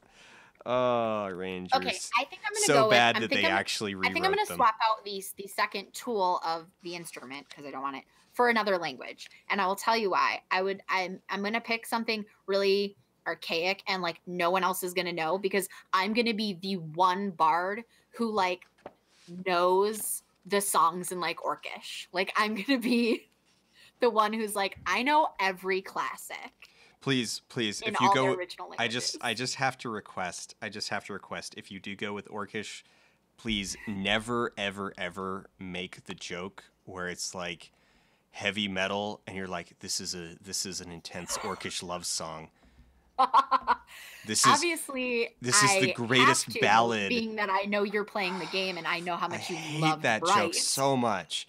I hate that joke so much. So much. Okay, yeah. So I'm gonna go with the language. So I'm gonna go 2 skills, 1 tool, and 1 language. Background feature. Where's the language list? Or I guess if you go language, it'll just give you the drop down list, won't it? Right. Okay, so entertainer. I'm gonna go with, what are the two that it says? Let me find them again. I think it was 122. Oh, it was right. God. It was page 122. Oh God. Okay, I looked it up in the index. It's like languages, page 17. Go to page 17. Languages. By virtue of your race, your character can speak, read, and write certain languages. Chapter 4 lists the most common languages. Okay, let me tell you something fun. Wait. Okay, so here's the thing. The other skill proficiency it gives me is performance, which I already have. So it's letting me pick any other skill proficiency, basically. So what should I pick?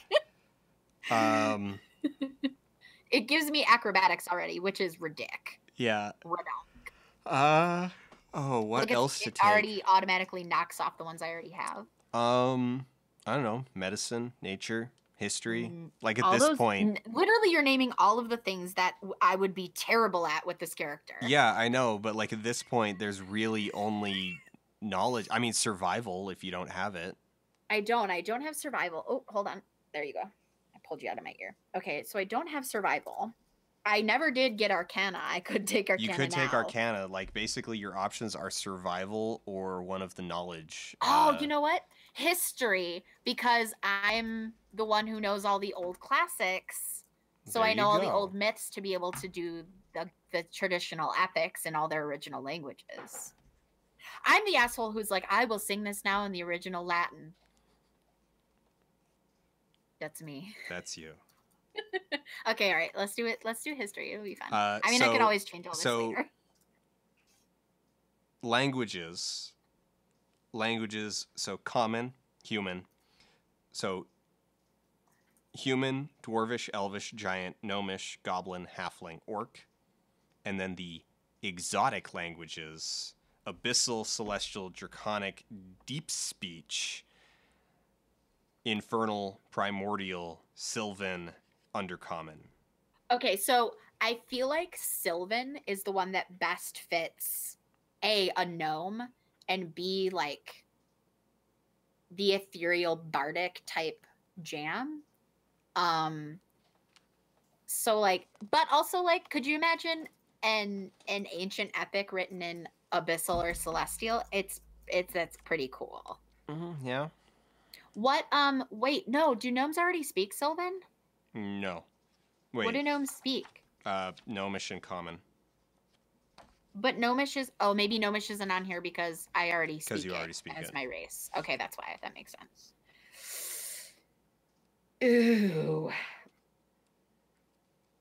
Ooh, I don't know. This is. Hey everybody! If you've never seen the 5th edition Player's Handbook, I'm gonna show you the worst art in the book, and so if you're reading this is page 26. This is pretty early in the book. You're gonna find it if you're just like flipping through for the first time, because this is the featured art for halflings. Oh God, is it the bard? I don't remember. Is it the really like just 70s mustachioed, like gonna tie your girl to set of train tracks bard? No, it's just the like weird, no sense of proportion. Just I don't even know what's up with this picture.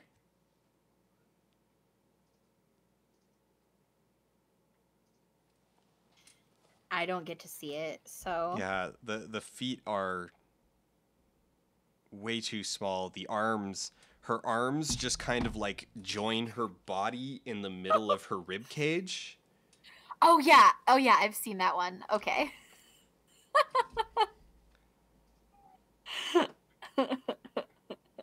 But then her shoulders are up where her shoulders might be.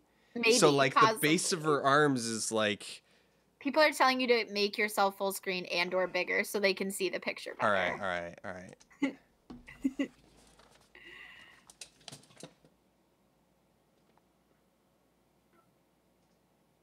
So you can see like her arm like connects and just this foot like look at this is some like Rob Liefeld foot. I'm into it. I'm here for this.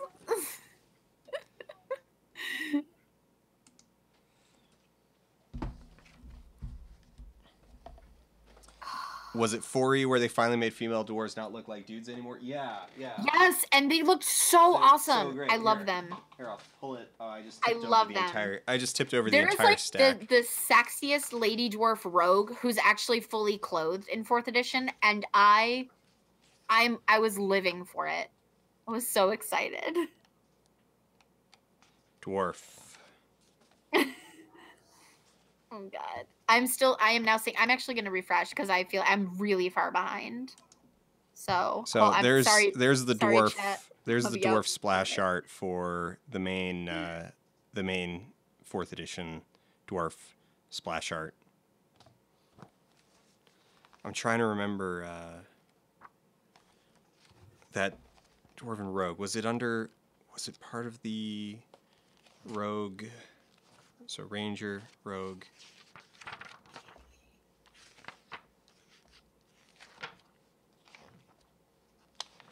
I don't remember where that splash art was of the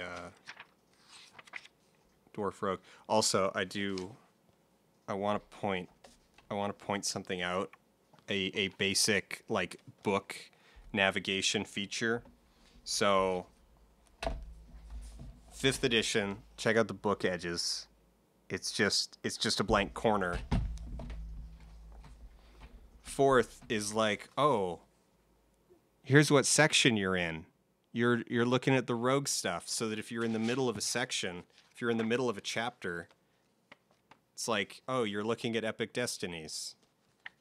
Oh, you're in the armor and shields. Magic.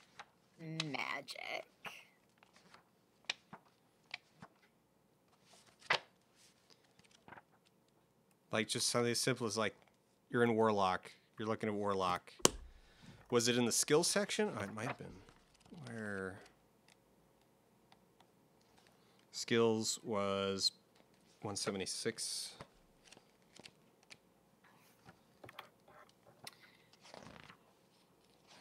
I'm going chaotic neutral, and I know that's usually just the rogue's asshole alignment excuse to be a dick, but like alignment means literally nothing anymore. Nothing. And normally I would go with a good alignment or a true neutral alignment. Those are my 2 usual jams. But I'm feeling the chaotic neutral of like, I'll play a gig anywhere if you're paying me. Like, if you want me to play at your house party for your 5 best friends, pay me, and okay. Now, right? I will give 5th edition, like if in terms of weird art that I actually like, the gnome, like, so this one, it's kind of weird, but it's weird in a kind of compelling, stylish way. Like, I like this art. I like this gnome art. I'm so far behind. I have to do that thing where I'm like, yeah, right. I can totally, you're holding it up right now. And then you looked at it and it was just sure. like, oh, no, yeah, not there yet. Not there yet. Not yet. Not yet. Not yet. Okay, there it is. There it is. I see it. You're all big now and everything.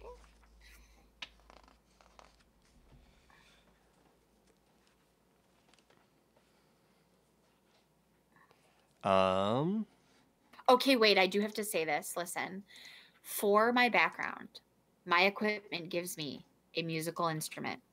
Now, let me tell you this. I already have my main musical instrument as part of my class. Do you know what this means? Wait, back up. Okay, so for my class, I gain a proficiency in an instrument, but also get, for starting equipment, my musical instrument of choice. Yes. For the entertainer background, you also get an instrument. Yeah, so you have 2 instruments. Do you know what this means? Drum and lute. I could have the You could bagpipes. have the bagpipes. You could have the bagpipes. Everybody got it. Just everybody but me. Just like bagpipes.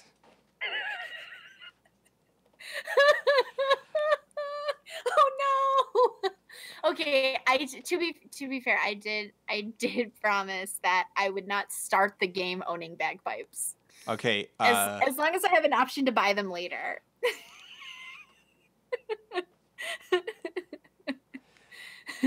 So what level of what lifestyle have I become accustomed to by as like managing your money? As my bestie? Yeah. By riding your coattails. Like, so just as the starting equipment for the entertainer background, you get a freebie 15 gold. Right? On top of that, them giving you another musical instrument and a second full nice outfit, like that's pretty cushy, especially from someone who came from the streets. So I feel like you're used to being set.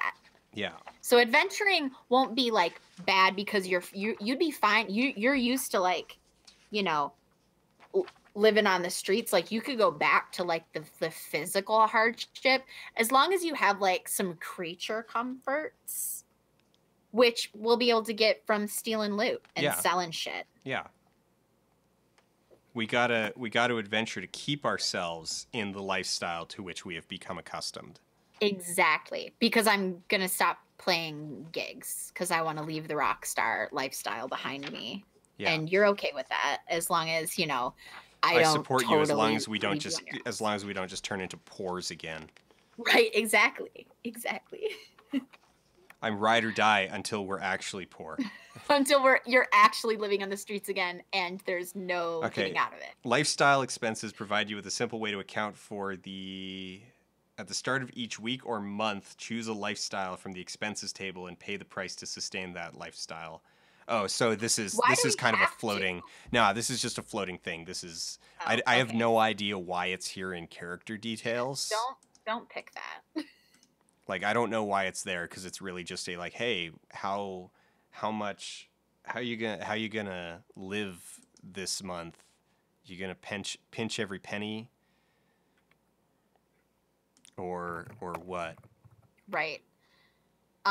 So are you gonna pick traits from the personality trait characteristics? Do you want to do that, or do you want to just kind of like come up with your own ability? Like, because to me, the trait section of the backgrounds is like just a helpful booster for people who aren't really that good with RP or like already have a solid character concept. Yeah, this is the kind of stuff that I'm the kind of player who like kind of has just an idea, like a very, very loose idea when I go in, and then I figure out who the character, like I figured this out as we actually play, and like as a group dynamic starts to form. Because otherwise, I found that like whenever I'd plan it out ahead of time, I would always end up abandoning it because like I would just end up playing completely different. So right. Yeah, I feel like for me the traits, especially because they're just like suggestive sentences about personality. Yeah. I kind of like I can take inspiration from some of them, but I feel like we both have a pretty solid like relationship dynamic and also character concepts that we don't have to pick off a list from the backgrounds. Yeah, no. Right. No. Right. Ooh. My background does allow us to receive free lodging and modest amounts of food. As long as I perform at the place. Oh, sweet. So I get fed as long as you dance. Right, you get free lodging. Yeah, sweet. If I perform there. Yeah. And we share a room ofs because besties. Like maybe it gets a little weird sometimes. That's fine, you know? Mm-hmm. That's fine. Mm-hmm. It's fine. It's fine. It's fine. Equipment, attuned magic items. Oh, sweet. It's just none available. None for you. Choose equipment or gold. Gold. No, you have to pick the then... starting equipment, and Drew's giving us some gold. Yeah. So Fufuro asks, is this going to be a play session or just prep? So tonight we're just making our characters for a game that we're going to be playing, and that will, at least to start anyway, not be streamed. There's a possibility that it maybe gets turned into like a dinky podcast or something, but nothing that any of us would really be pushing. It's really just for our old friends and some of our old D&D and World of Warcraft friends to play together. So leather armor, any simple weapon, and 2 daggers. Choose option: boomerang, club, light crossbow, dagger, dart, great club, hand axe, javelin, light hammer, mace, quarterstaff, short bow, sickle, sling, spear, yokwa. YKLWA. Love it. Yukwa. I don't know what that is. Look it up. That sounds interesting. I am looking that up. My initial reaction is that is a typo. Like, oops, someone just put in a bunch of letters and... Okay, all right, here we go. This is actually deeper into the D&D Beyond. It is the Yikulwa is a simple melee weapon that is the traditional weapon of Chultan warriors. A Yikulwa consists of a 3-foot wooden shaft with a steel or stone blade up to 18 inches long. It's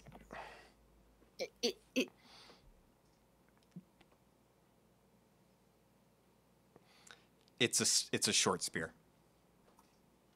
It costs 1 GP. It deals 1d8 piercing damage on it. It's a frickin' short spear. It's a short spear. It's a 3-foot long shaft with a steel or stone blade up to 18 inches long on the end. It does piercing damage. It's a short spear. It's a short spear. It's a spear. It's a spear.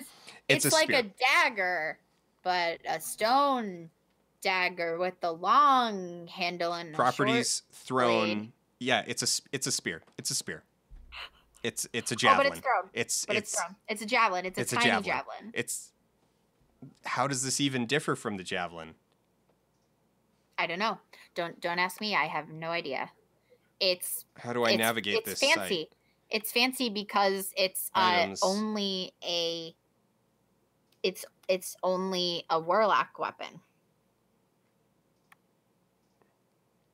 All right, javelin. Oh god, this is awful. This site is awful. Navigating this is terrible.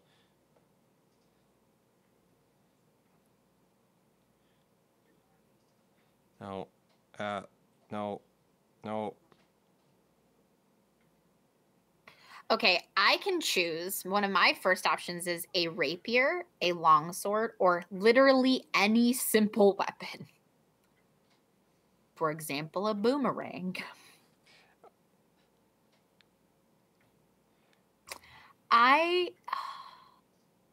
Okay, javelin, 5 silver, 1d6 piercing, thrown 30-120. It doesn't have a description of it. It says it's a thrown-only weapon, though. Emerald was saying, letting you know. So it has to be a thrown weapon. Okay, so, well, they're both thrown weapons. So it's a javelin that does slightly more damage at shorter range. So it's... There's a link. Emerald posted a link to the It's a Forgotten Realms thing, which is why it's like all weird and... Yeah, funny.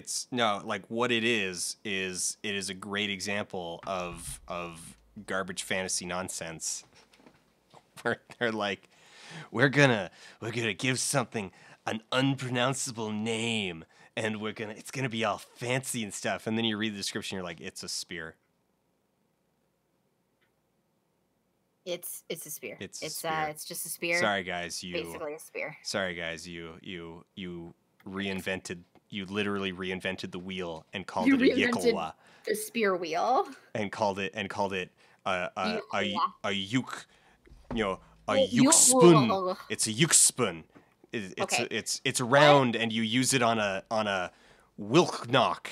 And it's like, what's a Okay. wilk knock? A wilk knock is a giant box with. Okay. It's like it's a wagon. Okay. It's a wagon. You invented the wagon and gave it a stupid fantasy name. All right, what are we doing? I need to pick mine, and now I am personally, as a crystal, I'm a big fan of a longsword. However, I think the character would do better with a smashing weapon as a drummer, mainly a drummer. So I'm thinking either the mace, the light hammer, or possibly the quarterstaff. Crystal. Maybe. So, bunny eye aristocrat, bunyip aristocrat. Bunyip aristocrat. Bunyip aristocrat. Oh, that is an eye. Okay, that's just the name Yikalwa supposedly mimicked the sucking sound heard when pulling the weapon from the heart of a slain dinosaur. G bus crossed. No, thank you. Oh, delete please nerds. Don't die, Dan. Oh. I like having you as a friend. Oh, D&D was I need you to be my non-binary sort of girlfriend. D&D was a mistake. It's worse than anime. It gave us the Yikalwa. Yikalwa. Oh god. It's worse than a katana.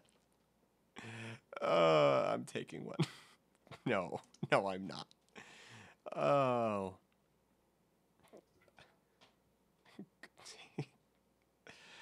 I'm taking a spear because I'm taking a spear.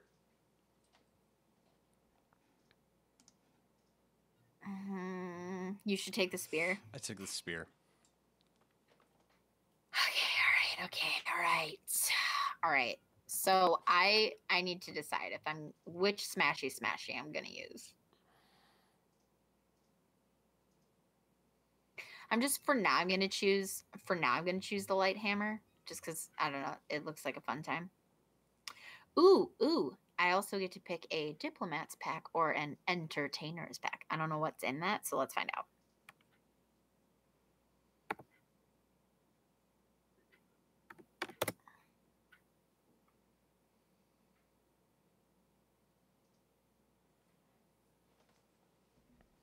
And these are tools. Tools. Do you want a hunting trap? Okay, here we go. The entertainer's pack includes a backpack, a bedroll, 2 costumes, 5 candles. What? 5 days of rations, a water skin, and a disguise kit, which I already get. Yeah. So what's the other one? Well, that you would have then 2 disguise kits. It's true. They only have so consumable. many uses, right? Yeah. How many uses? Is it worth it? Is it worth it? I'm trying to remember. My instinct would be to confuse it with Dungeon World, where it's like things start with like a default like. Okay, wait. So the diplomat's pack is my other option. Yeah. The first thing it says includes a chest. It comes with a box. It comes with a full-on chest. Comes with a box. Good luck carrying that around the dungeon.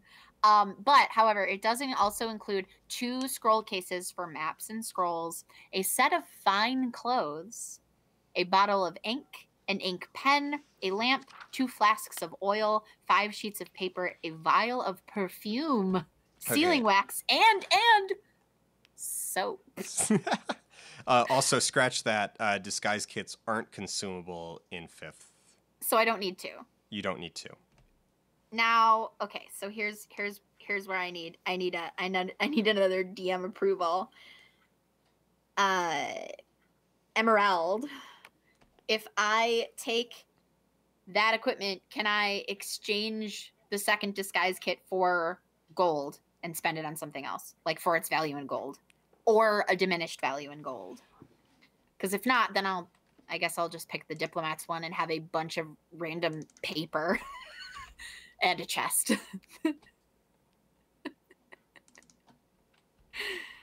Leon Fenrir wants to know why you are streaming their Lifeblood when it's such a nice day outside. I also just realized that like I never updated, so I guess Twitch right now thinks I'm speedrunning Amy. No, bad. Oh, there we go. Just Dungeons and Dragons, sure. Yeah. Wait, update information. And I actually just about ran an ad because apparently I now have a run ad button that is where that my UI has shifted, and it's where the update information button should have been. Okay. Also, I just realized y'all can see my dashboard right now. Okay, so yeah, stop that. I have been given permission to, if I want, exchange one of the disguise kits for its value in gold and then respend that with the rest of the gold that we're given. So that's an option if I want to take the entertainer's pack then, which is pretty cool. I'll end up with 3 different costumes because I still get a costume for the entertainer background. Yeah. But the rest of the stuff is pretty standard. Like, I want the backpack. I want the bedroll. The Diplomat's pack does not come with a bedroll, for the record. For the record. Or a backpack. It comes with a chest and a bunch of shit that you can put in it, but no way to carry it for real. And as much as I love the idea of having sealing wax, perfume, and soap in my possession... You can probably just buy the soap independently. Yeah, I feel like soap's probably like a gold. 2 copper. Wow, okay, I was so off.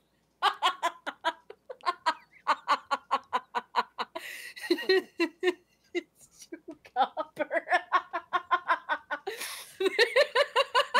Bathe more. You should bathe more if you think that's how you know I don't take many baths, is when you're like, how much could it be, Michael? It's a banana. $10. I know, I was just gonna say that. I was like, I need that. It's like, how much can a banana be? $10. That's me with soap. It's soap, Vic. How much could it cost? A gold? It's like, sure, it's 2 yes. copper, Give me, no. Yeah. It's a gold. I'll need a gold. I gotta go get you some soap. Sure. Pocket the change. That's my racket. Okay, Emerald is asking a fair question. Why do you need a bedroll when you stay at all the finest establishments, right? However, here's my thinking on that. I came up from a lower station in life. And also, if you've ever been in a traveling band, like on the road, you might stay at some nice places, but sometimes you're crashing on someone's couch or you're sharing a room with like a bunch of musicians, and having a bedroll would come in really handy. On top of that, since she's amidst the beginning of her career change, I feel like she would have invested in a few pieces of, equipment that would help that. And since she's going to try to go be an adventurer, I feel like bedroll is like a good bet. You know what I mean? Mm-hmm. It's like, how much can it be? $10. Somebody, I know it's going to be Leon Fenrir because they make stuff for us all the time. Somebody please make that meme, but about the 1 gold, the 1 gold soap, please. How much could soap cost, Vic? 1 gold. 1 gold. It's soap, Vic. How much could? That's it. It's a banana, Michael. How much could it cost? $10. $10. Just, oh no! I've been sitting on this Ferrero Rocher for 2 hours.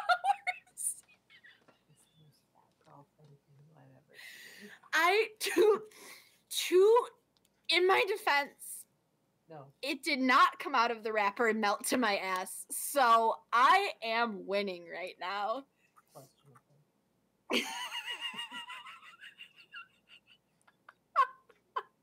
was like, what is this under my butt?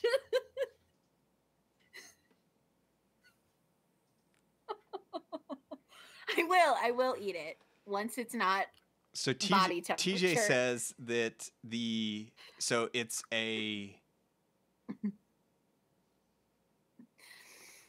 Emerald so also the brings up a good Ikhlawa. point that I can use Mordekainen's Magnificent Mansion as a bard, but I don't know when I get that spell. So okay, so it's a what is it? A Sai? No, a Zulu throwing spear called the Ikhlawa, which is spelled differently but essentially the same thing. But so my biggest argument or thing, and this goes back to good old Fire's Handbook, is it's a short throwing spear. Like in our world, yes, there are like specific differences in usage in the like pros and cons and whatever, but you know, it's a game. It's a game book. The weapons list should be you don't need your weapons list to just bloat ever and ever larger with like minute variations of here. Oh, it's great that we've got this on hand. I think this is this the book that has the pole arms? Oh no. Combat rules, hit locations, equipment. 93?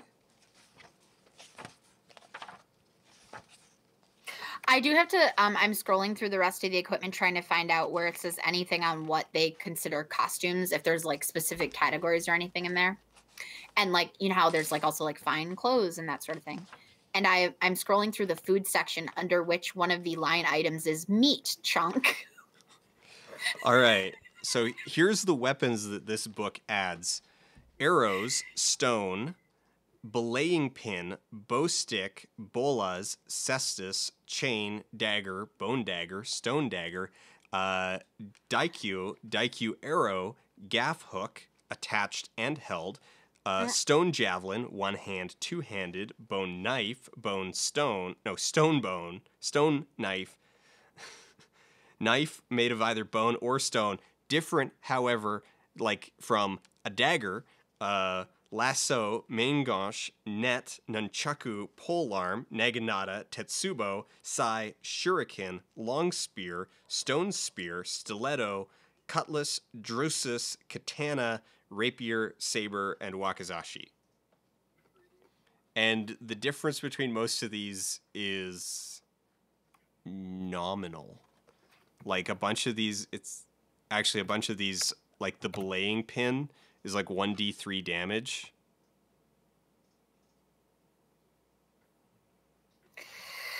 D&D. Oh, D&D.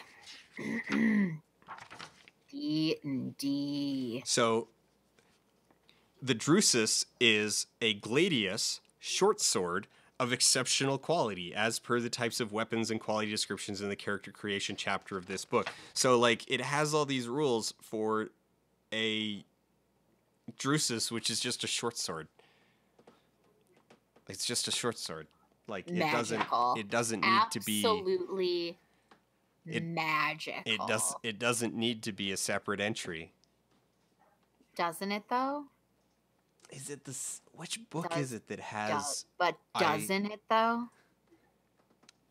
But also, Dan, doesn't it?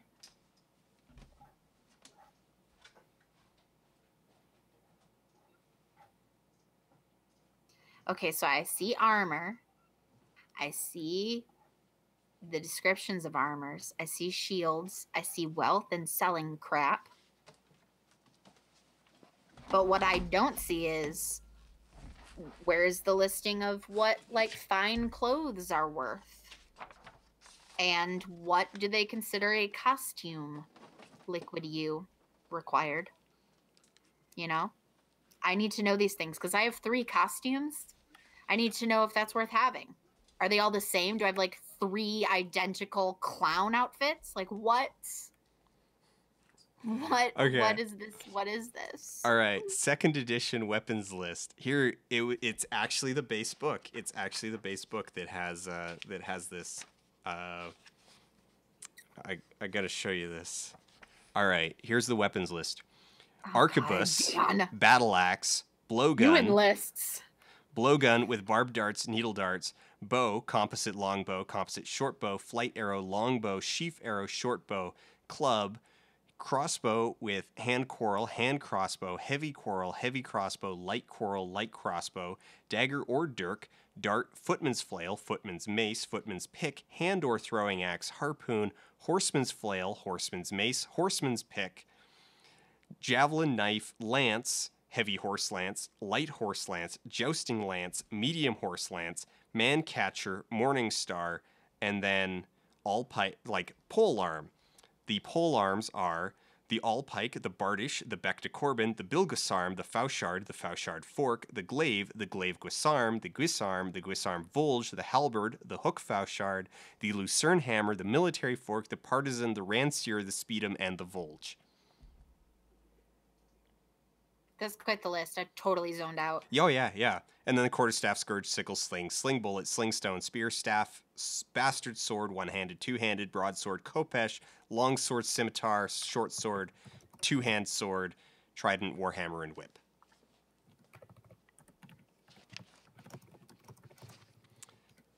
Do you do?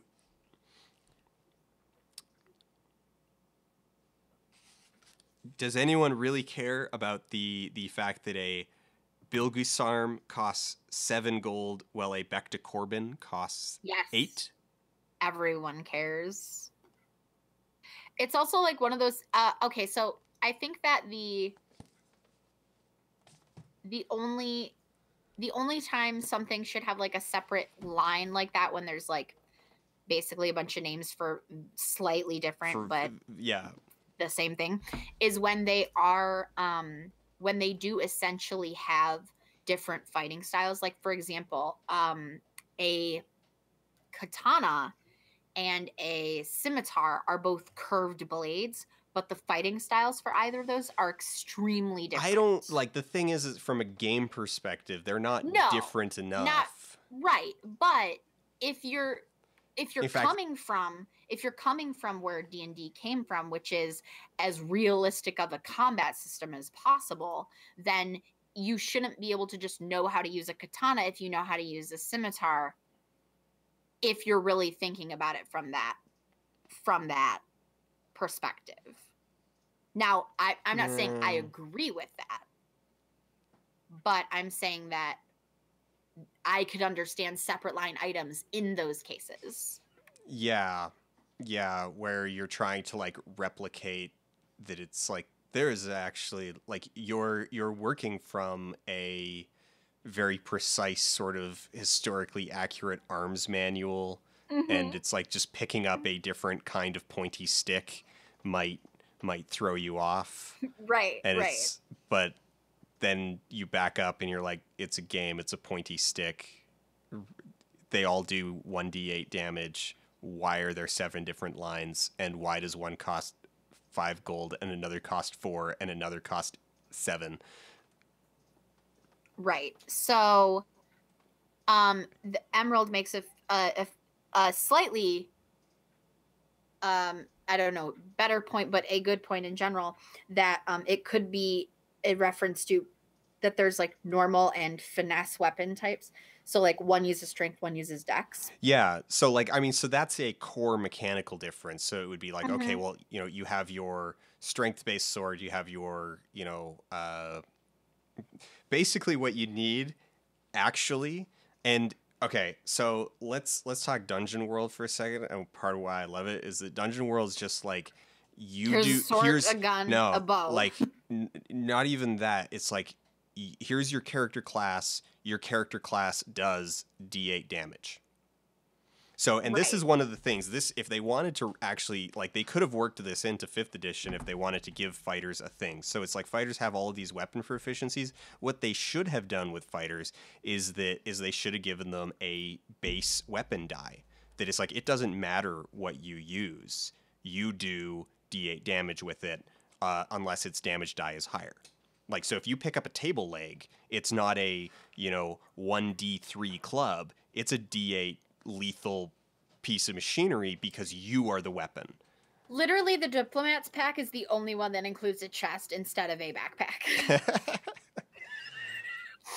Sorry, it just... But really, I think, like, that's the direction that it's like, okay, you have, like, damage die and weapon types shouldn't be where the damage die comes from.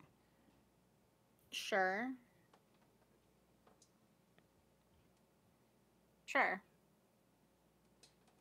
But because then in this it is. In this it is, and I'm just saying that in this it's dumb. No, I could get that. I'm okay with that. Because then if you just have a list of like, okay, here's all of these weapons, because they're really just like, they're just set dressing. It's like, hey, here's all these weapons. We don't need to list out what they cost, what their weight differences are. It's just, hey, the Khopesh is a curved sickle-like sword. A katana is a slashing long blade.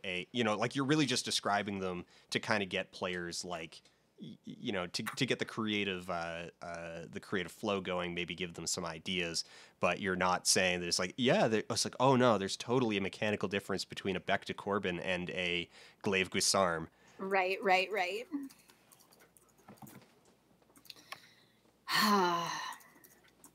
I don't know why I'm stressing over which one I'm picking.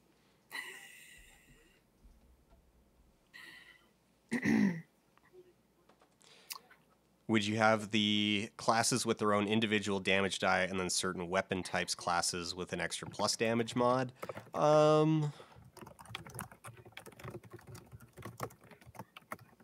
No, I think weapons, for the most part, should just be flavor. I'm not big on the whole, it's like, oh, well, weapons carry various... Well, okay, no, let me walk back on that. Weapons, the difference in weapons should not be like, oh, well, it does more damage or it does less damage. The advantage of a weapon should come in its, like, flexibility, in, like, the things that you can maybe do with it. And yes, that does make certain kinds of weapons maybe better, but I don't know. It's complicated. So the thing I'm resisting... Leon Fenrir made the meme. It's my favorite.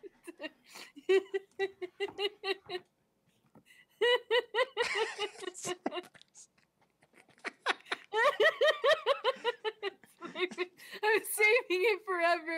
Thank you.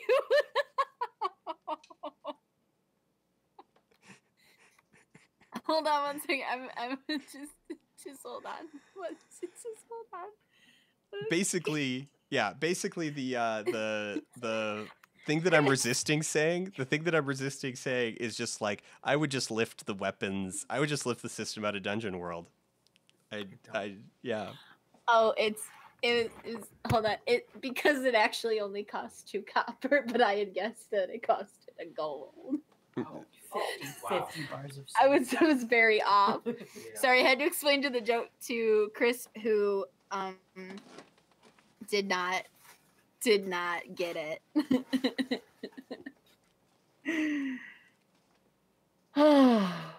Leon Fenrir, you're my hero. Once again, you win the internet. Thank you for being the best. Yes, please keep that up as the background.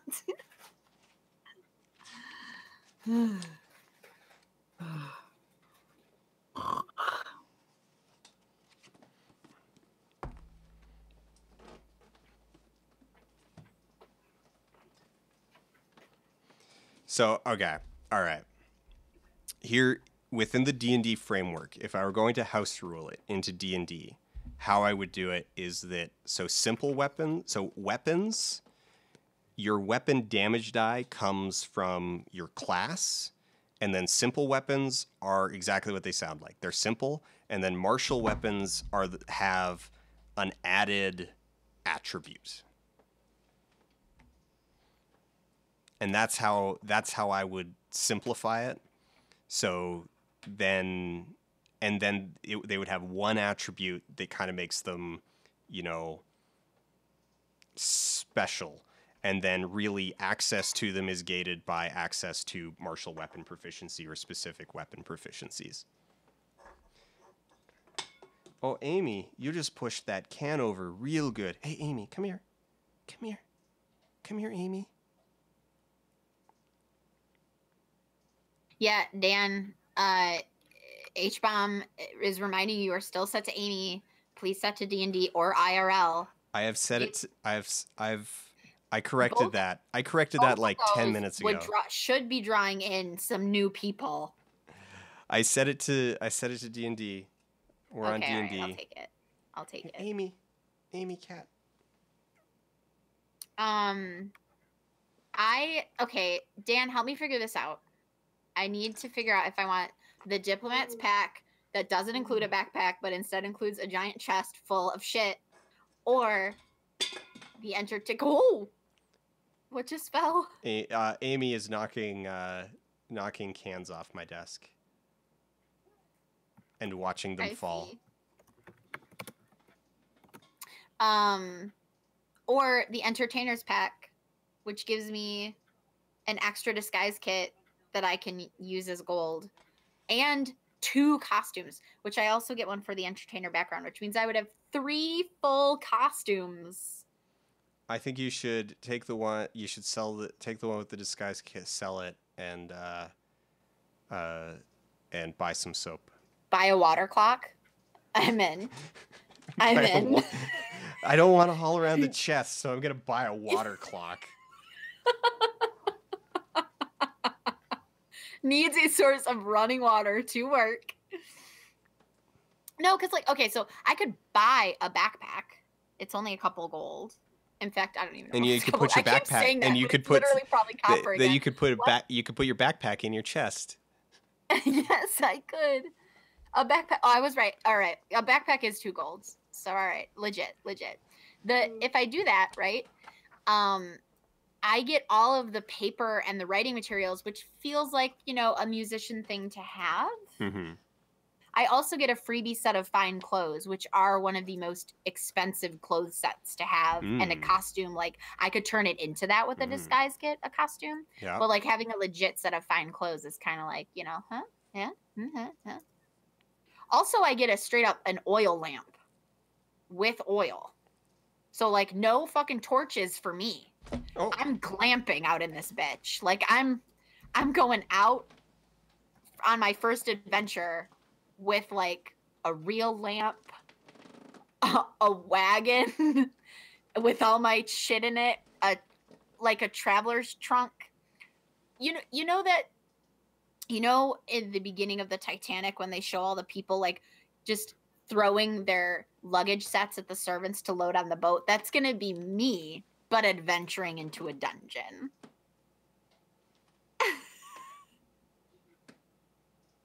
Come on, Amy. Come on up. Oh, I'm being ignored for Amy. Such is my life. Oh, hoot. She's hooting at me. She's sitting on the floor like swinging at my hands, but then hooting at me when I pet her.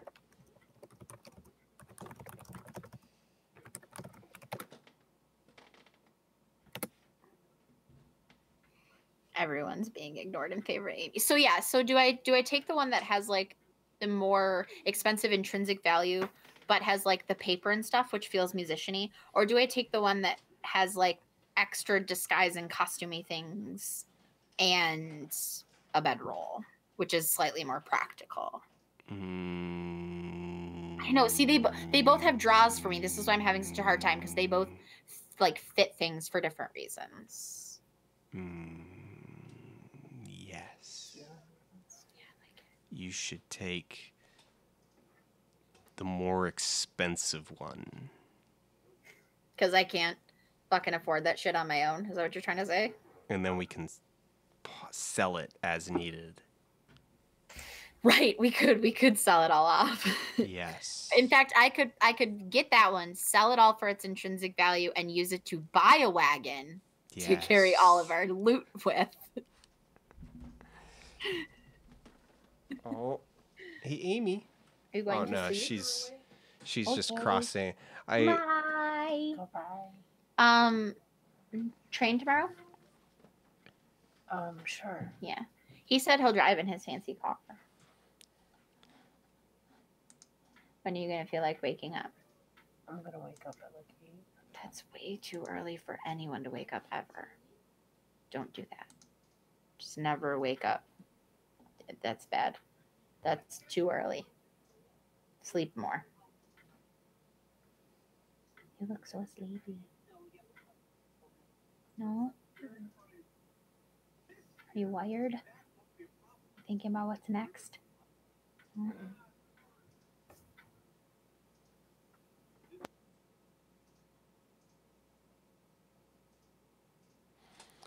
All right, I think this character is basically done as far as this character is going to be done at this point.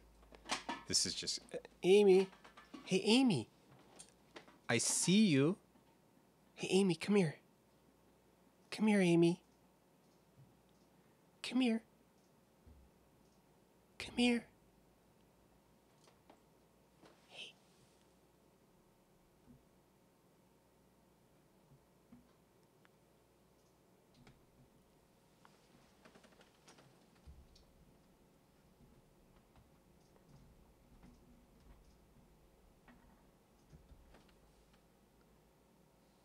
Amy, come here.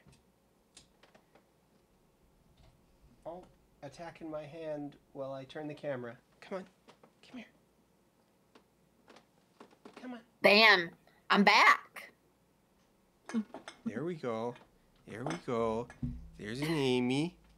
Hey. Oh. Oh, hoot hoot. I'm being told that I can use disguise self as a first level bard spell, so maybe I don't need that many costumes.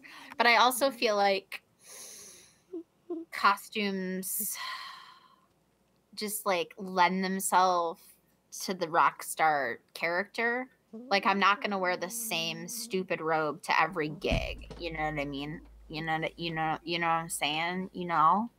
Do you know what I mean? Right? Do you know right? Do you know what I'm saying though? Right?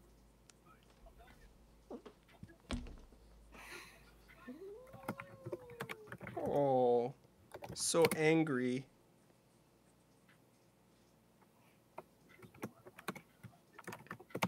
All right, I refuse to actually pick right now, but for now, just to keep moving forward, I'm gonna click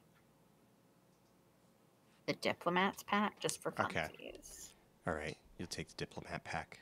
Yeah, for now, like that's what's happening. Amy, then I get leather armor and a dagger, so I mean. Amy is just sitting on my lap making angry hooting noises. And like her tail is thrashing.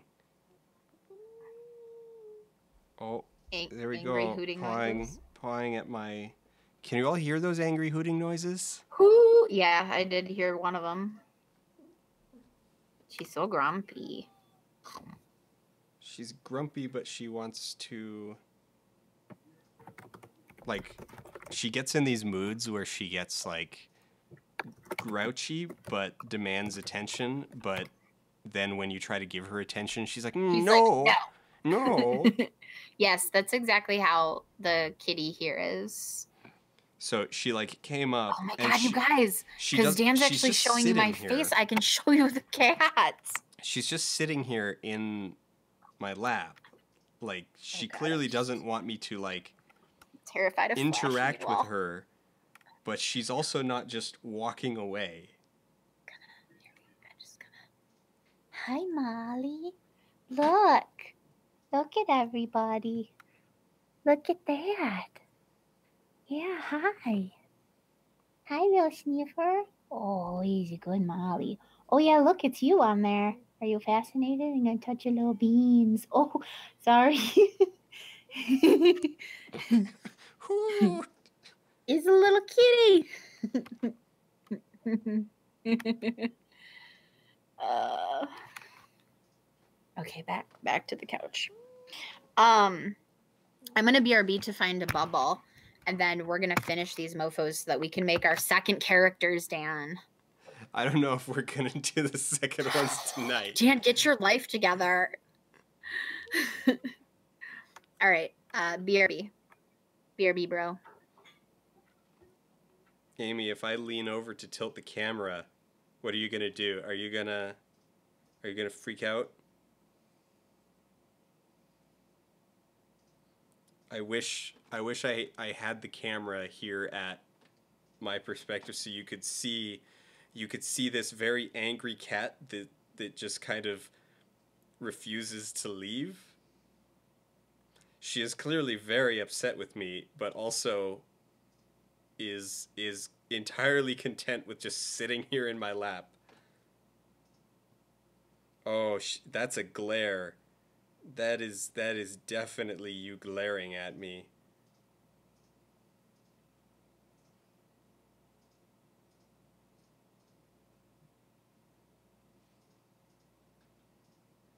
What's up, Amy?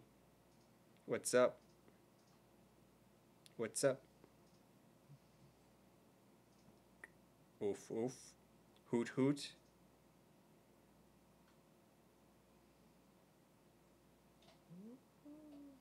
I need my arm back. Give me my arm back. I need my arm back, Amy.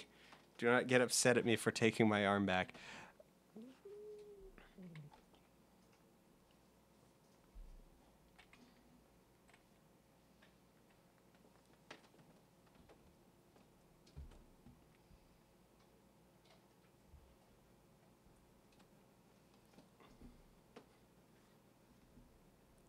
There you go.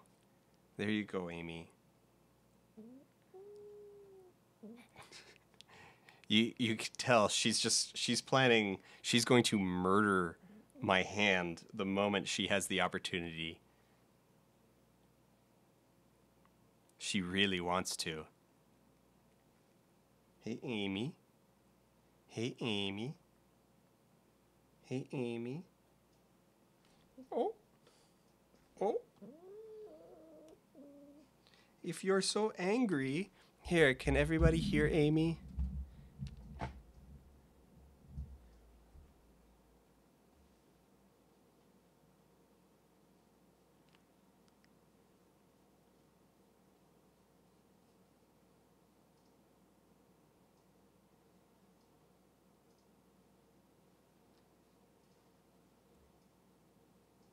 You're a good kitty, Amy.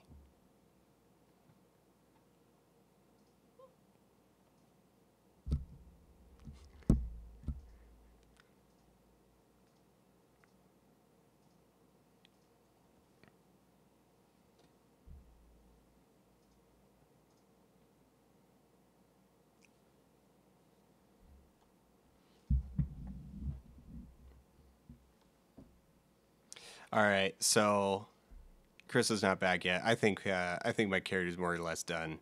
Like, wait, +2, yeah, proficiency bonus, armor class. Do I have to like I probably have to like manually equip stuff here. Also, my equipment. I didn't really. You have no active items. Add them from your inventory below.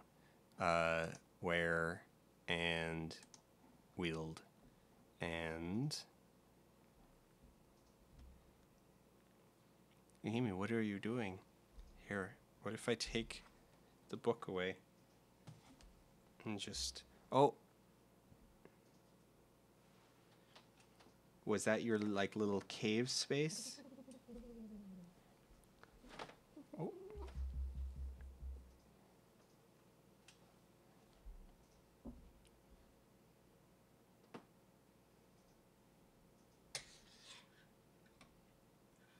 Are you gonna steal... You're gonna steal that big old paper clip, aren't you? Yep, there we go. Stealing the bulldog clip and taking off. There we go. She found something shiny she could take. So...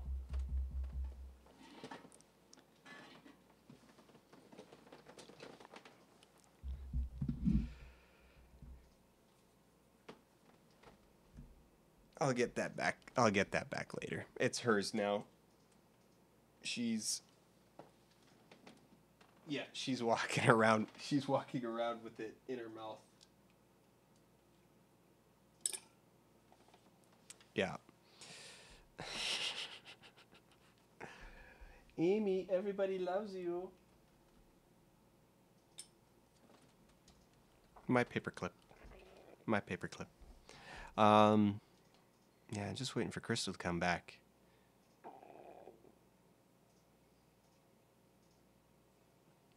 So how y'all doing? How's your day going? I hope it's been good. It was a decent day here. It got the weather got a little bit weird. We actually had a like pollution warning here in Calgary for the weather. They were like, it's super polluted, and yeah, I don't know how to process that. I think it's the first one I've ever been aware of. So, yeah. Okay. So equipped those things. So that gives me. So there's my spear. There's my stats. Advantage on charisma, intelligence, and wisdom against magic in specific. Do feature proficiencies limited use that have. Yeah. Okay. Then. I guess. Wait. Pact magic. Just check it. Add spells. Okay. Oh, there we go. Now it's got my filter by first.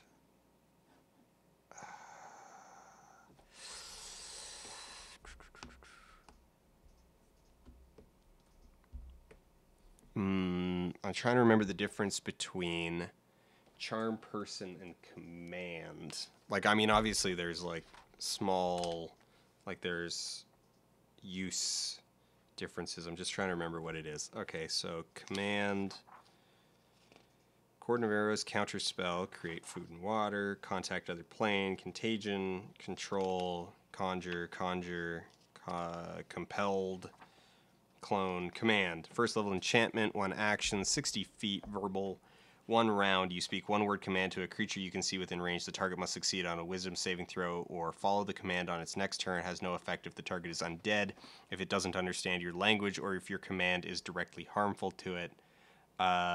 Some typical commands and their effects: approach, drop, flee, grovel, halt, and at higher levels you can affect an additional creature. Versus charm. You attempt to, so range 30 feet. You attempt to charm a humanoid you can see within range. It must make a wisdom saving throw and does so with advantage if you or your companions are fighting it. If it fails the saving throw, it is charmed by you until the spell ends or until you or your companions do anything harmful to it. The charmed creature regards you as a friendly acquaintance. When the spell ends, the creature knows it was charmed by you. I think charm person is just, well, command only lasts 1 round.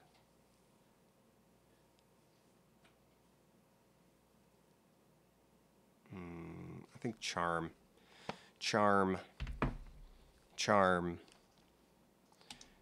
person, learn. Oh, hey, look, we got him right there. So we'll charm person and burning hands. Burning hands. All right, now let's go.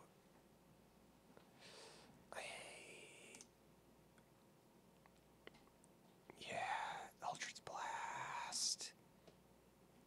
What's Frostbite? D6. Con. What's Eldritch Blast? Is an attack roll. Poison Spray is Constitution roll. 10, wait. A puff of noxious gas must succeed Constitution saving throw or D12. D12 at 10 feet.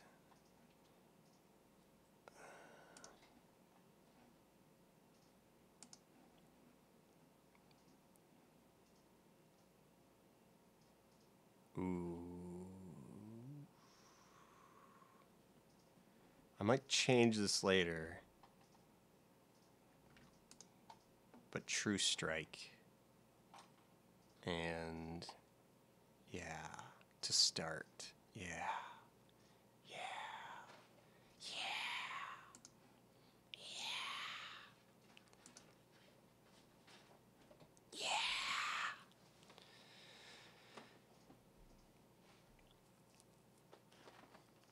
That kind of actually makes me wonder. Burning Hand, 3d6. Finishing foot.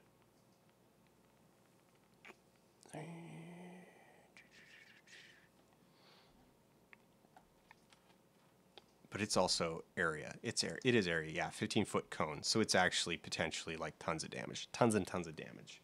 We'll stick with that. That is, I think, a good I return! distribution. Oh, yeah. I picked my spells. Oh, wow. Thanks. I didn't even... What'd you pick? Tell me the cool stuff. Eldritch Blast, naturally, for my first cantrip, because Warlock, bread and butter. Right, as. True Strike. Okay. Which lets me basically like call a shot Babe Ruth style. Okay. Sort of. Where did you end up seeing your... So I went through... So I clicked through to the... No, I clicked through to finish and then view character sheet. Okay, let me see here. What's next? Yeah, I didn't finish picking my equipment, but I guess I can go back to that because that's what takes me the longest is spending the gold I have. Okay.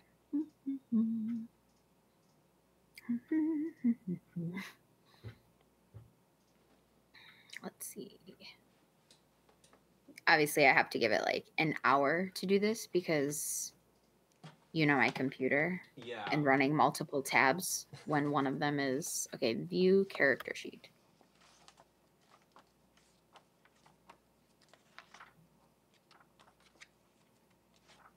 It's loading. It's trying really hard. It's doing so good.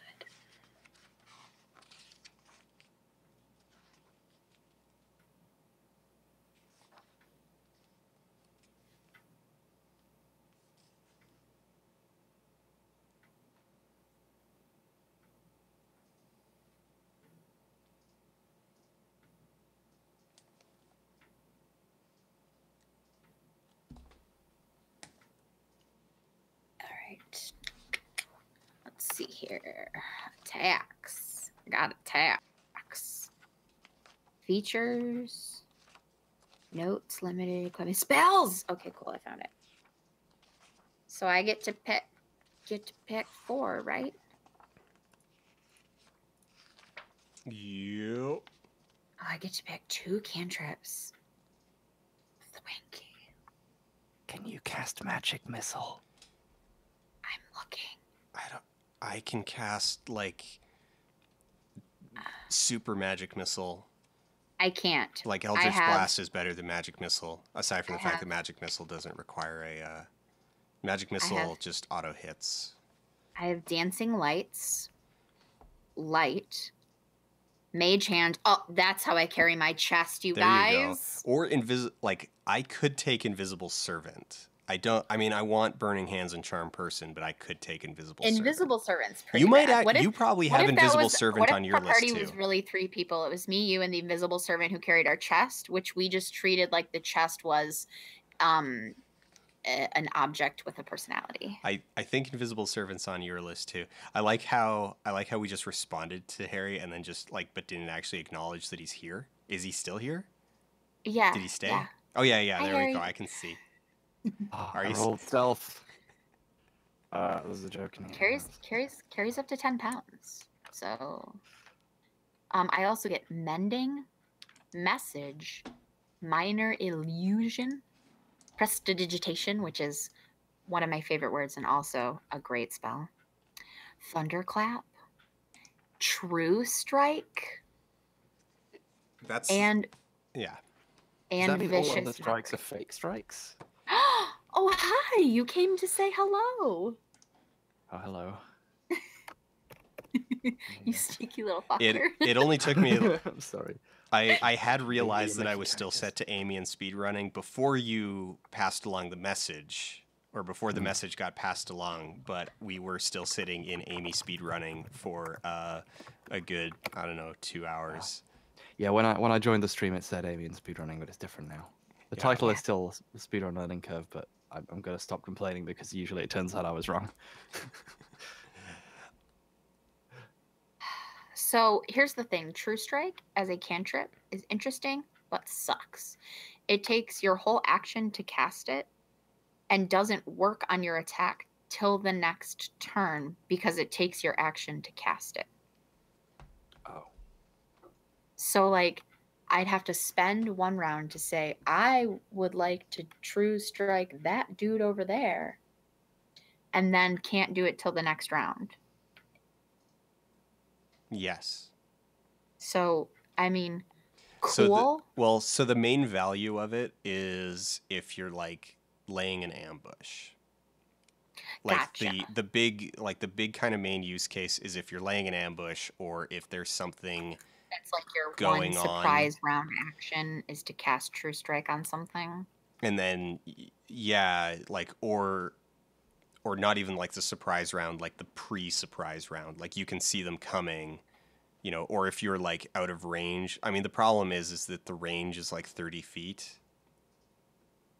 Now, I do have to say that the one that is definitely the most bardy, and also I think the only, like, one that only bards get, is Vicious Mockery. And even though it only does 1d4 psychic damage, I'm kind of here for it. And I do get to pick 2.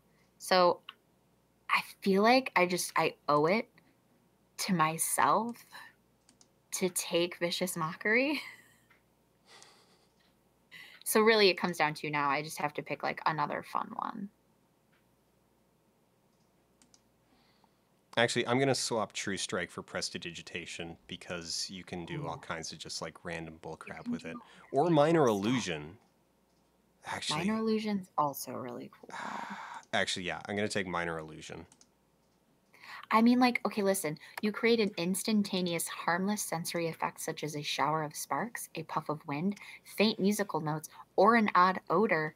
That all sounds useful as a rock star. It does, yeah. Yeah.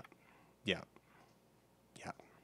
It also lets you light or instantly snuff out a candle, a torch, or a small campfire, which TBH does come in handy, like even in non like just only RP scenarios. Yeah.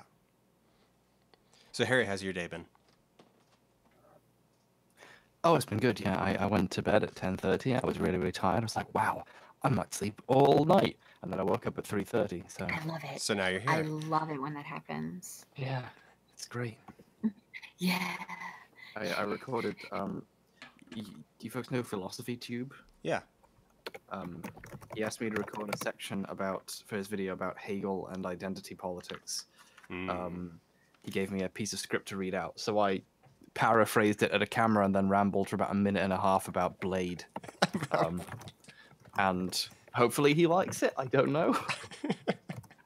He hasn't responded since I linked it to him, and I know he was awake when I sent it. So I think that's hard. I think my favorite thing from a crossover recent, or not, I shouldn't even say crossover, but somebody like helping somebody out was Natalie did some recording for Lindsay. So ContraPoints for the crowd. ContraPoints did some recording for Shay Lindsay, and then Lindsay included at like the very end of the video the header that Natalie had recorded, which is like, okay, so this is an impassioned defense of pedophilia for Lindsay, take 1. oh yeah, that was great. That was really good. I did the same thing. I put in like one of the takes that Natalie got wrong at the end of a video once. Oh dear. I think Crystal. I think all this thinking about crossovers has reminded me of like those crossover movies. Oh, those. I fear that we will one day reach that stage where we will be actively talking about them. I've actually debated like rewatching To Boldly Flee over the last couple recently days. rewatched as much as I could stand of Spoonie's commentary for To Boldly Flee, where he talks about how much everyone loved his acting. Yeah. Oh, I remember. I didn't make it through that one. I thought it was. I've got to say, you know, through saying those words, he has proved that he's a good actor. So at Magfest once, or wait, was it Magfest? Yeah, it was Magfest. The Magfest after To Boldly Flee came out, I had a copy of it because someone gave it to me for some reason. I think it might have been someone who was in the movie was just like, here, have mine. Oh no. And Here you go. so Laura was at that Magfest with me, and she needed some quiet time. Like she was just getting, kind of overwhelmed, and it was like going back to pause. Do you get Unseen Servant as a cantrip? Because mine is a first level spell. No, it's a first level spell. Boo. Okay, continue, please. So I'm like, well, hey, if you're gonna be hanging out at the hotel, you should watch. You should watch To Boldly Flee. Smirk, and I get back about an hour later. Like, we meet up about an hour later. I go back to the room, and it's like, so how's it going? And she's like, I don't know what you all were talking about. Like, this isn't that bad. It's okay. I'm like, well, where are you? And I look at it, and it's like, well, there's still 3 hours left. What? She was an hour in, and no, she was like 45 minutes in, and it's 3.5 hours long. Yeah, just after What? they turned the house into the spaceship. So yeah, so that was it. Laura's it's like, where are you? And she's like, it's like the house just took off. I'm like, well, there's still 3 hours left. And she's like, okay, God. no, I'm out. I'm done. To Boldly I'm not Flee, that the into this. desolation of Spoonie. It's like, so yeah, it was very much a moment of like, well, hey, if there's only like, so she figured that with the house taking off, it was wrapping up. Can we just talk about how Charm Person is trash when you're done? It's not. Sure. It's not. I took it because it's not trash. It's trash. No. Okay, listen.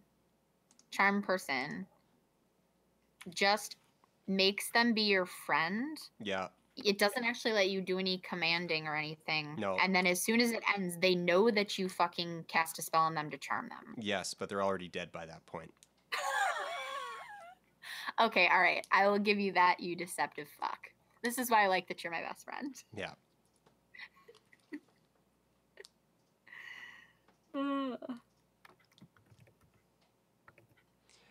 Okay, Vex is asking, how do you get 2.5 hours of movie after the house taking off? Well, that's because To Boldly Flee has a 45-minute prologue. Oh my god, it is a Hobbit movie. Oh my god. What? Why? What? But what though? Oh, how do I like you don't know about That Guy with the Glasses anniversary movies at all, do you? No. Like all of those words I just said were like, I know those words from the dictionary, but not in that order. Yeah, I Yeah. don't know anything about this era of your life. Okay. I don't know where I could even start then. I know about you on Blip, but I don't know about like the drama, if you will. Linked a screenshot from the very end of the video I made for Philosophy Tube, and Okay. I highly doubt he will use it. I will click it. So I can link it because it's not like I'm spoiling a part of the video. I have. It is currently showing on stream. Oh no! Oh no, indeed. I just clicked that link. I'm like, screw it. I'm just gonna click that link. That could have been anything. It could have been Oh, anything. Here's a segment from I the bit. implicitly just trust you, Harris, because as an American, you have a British accent, and so just all of these eons and eons of you being under your rule, just like it just sort of I just like, oh right, okay, yeah, sure. I'll just click it. Wow, Obviously. Well, thank you. Thank you for all of your support. You, like Carl, are benefiting from the century of pop culture training us North Yeah. Americans to associate your dialect with, intelligence and Intelligence and trust and like class. Well, I think it's fitting that we're talking about this in relation to Hegel, It whose is. whole thing appears to be writing authoritative nonsense. Yeah. And then, like all other philosophers, have at some point dedicated themselves to the task of explaining what he meant. And so I would assume Ollie is doing Hegel in a roundabout way of doing Peterson. I think I'm not sure what he linked me the whole script, but I haven't read all of it because I don't like being spoiled on videos people are making. So I just recorded the end, and I'm not fully certain what it's for. I think it's partially about like activism and what Hegel would have to say about that. Okay. The bit of the script I did read is to do with how like Hegel was pretty racist. So the idea of what he would actually support and what his philosophy. Are you talking about Georg? Debated. Georg Hegel, yeah. Georg Hegel. It's Georg. Georg. It's German. It's Georg. Yes. Georg. Georg? I think we should just devote the next 5 minutes to coming up with increasingly absurd pronunciations of Georg. I came up with a really weird pronunciation of Guillermo del Toro, and I forgot it. It was like Gwilliam, and then there was another two words. Oh, I like Gwilliam. Gwilliam's a solid name. Gwilliam, I think, is where Guillermo originally comes from. I don't know. I made that up. But I believed you because of the accent. See, it's a nickname for Billiam. Nickname for Billiam. I love it. Wow. I am now seeing I'm sorry, everyone just stream. If this, it was a D&D stream. It was already. I mean, it wasn't ruined. It's fun times. Hey, I can't. Mistakes were made in the first place. Should I? Okay, listen. Should I be responsible and take cure wounds? Like, should I just assume that no one's gonna want to play the healer and I'm gonna be the only one with one cast of cure light wounds?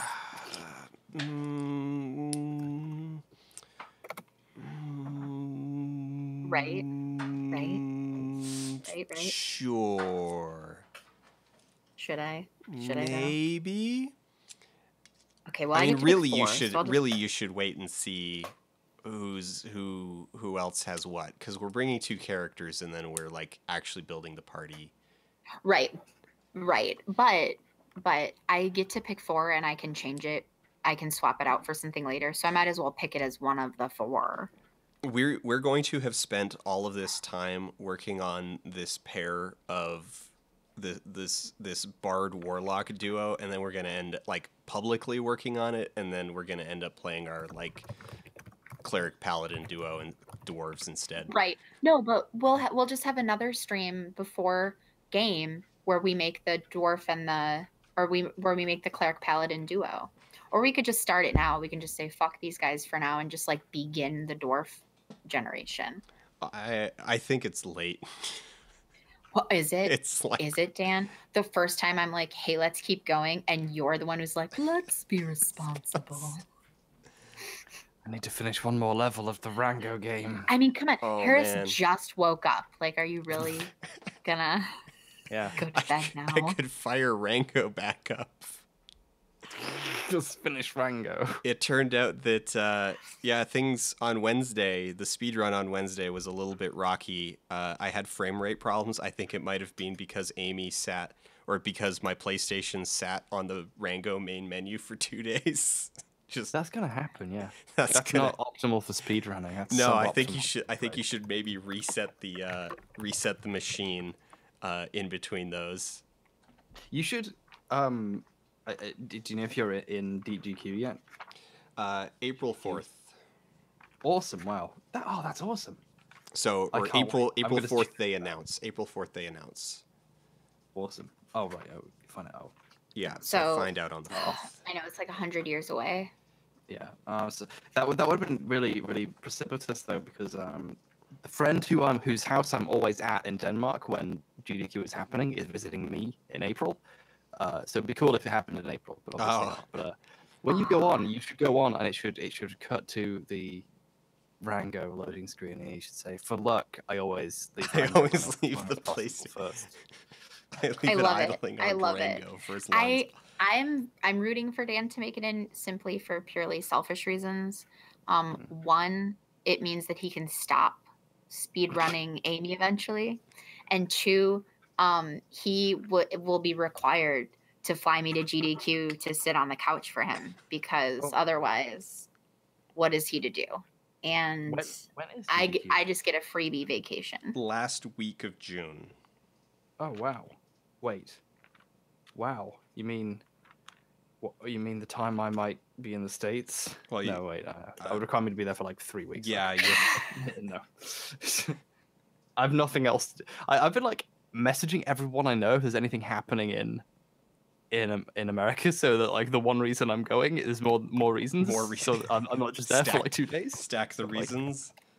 Yeah, so I'm messaging like Shannon, like, hey, so when is Dragon Con this year? Oh, it's 2 months later? Oh, hey, cool. So I don't know. Oh well. I have a much more content Amy cat now. Here, Amy, let's move the book there. All right. Okay, Amy.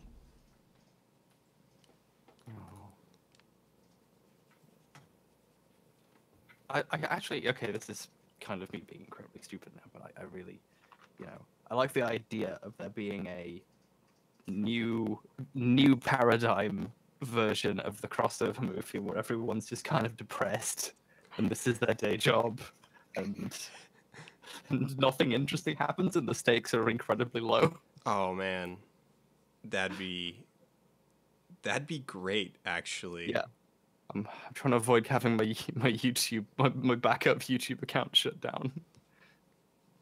Hey guys, what are you doing? It's like, yeah, it's. Oh, just checking my the main conflict. The main conflict is that one of the people is still stuck, or they were with a multi-channel network and their contract just ended, but the multi-channel network hasn't released the claim on their channel yet. And so the actual through line is everybody banding together to start a Twitter war against Maker Studios. Or it could be someone makes a second channel for content purely related to some niche interest they have and no one watches it, and there's no way of getting viewers to go to it because YouTube is garbage. Garbage. The whole thing is them trying to attract views to a new channel over again. Well, you could weave, because you could weave all of these stories together. Yeah. So it, super bad style. So it's you've got 3, 4, 5 different plots that each on their own is not enough to carry a thing, and they just keep intersecting with each other back and forth. Yeah. But all of them are just completely banal garbage. Ostracized needs a B story. But on its own, it's 45 minutes. On its own. Yeah. Hello, it's a very, very stripped down film about a man who goes in for medical testing and comes out with horse's legs. I haven't heard of that one. That sounds it's great. A film I wrote. It's I want to make it someday. It was originally a 2-hour kind of. Okay. I was going for the kind of slow, sad, not really funny Japanese comedy that's 2 hours long and depressing. Mm-hmm. Where the joke is that it's not very funny at all, and then a friend who's actually funny came in and was like, well, "You could cut this down and put jokes in," and then we did. And then it would be actually funny. Yeah. For real. Exactly. Yeah, actually jokes are in there. I was kind of very much on a big sort of big man Japan kick at the time. and they're not a centaur. They just have two horses' legs. They just So they they're like a pan, but it's horses instead of a goat. Yes. Yeah. Yeah. And you wouldn't. The main joke is you would never see the legs. You would hear them, but there'd always be something in the way of the shot, and you'd actually only see them like twice, very, very briefly. Everything stopped. I clicked an extra button, I think. Oh no. Oh no. I'm trying to figure out how to Oh. get my micro to work on Hangouts. You got a It's not- micro? Yeah. You got another one, or you replaced it? Or Oh, yeah, I replaced it. Yeah, I sent it back to CDP and they gave me a refund. And then I found one on eBay that worked for cheaper. So there you go. You got that full size HDMI port. No more micro HDMI. I love it so much. And an It's actual battery. Actual battery, but it's so far it's on right now and looking at me and it's plugged in and I can't capture from it for Hangouts. I mean that would be on your card. Whatever your card's set up to do. Yeah, it's the intensity. I have a Elgato card though. I could try that. Well, Oh, goodbye. yeah, so if it's the intensity, then you just need to make sure that that A, nothing else is using it, and B, that all of the settings are the same on the camera, the card, and Hangouts. Also, is it the Pro or the Pro 4? Is it the HD or the 4K intensity? I think it's the HD. I always had trouble getting my my HD to like behave with Hangouts. My 4K has worked with Hangouts a lot better though. Yeah. Yeah. Yeah. Yeah. I think we should wrap up for actual though. Oh yeah, cool. It's probably later there.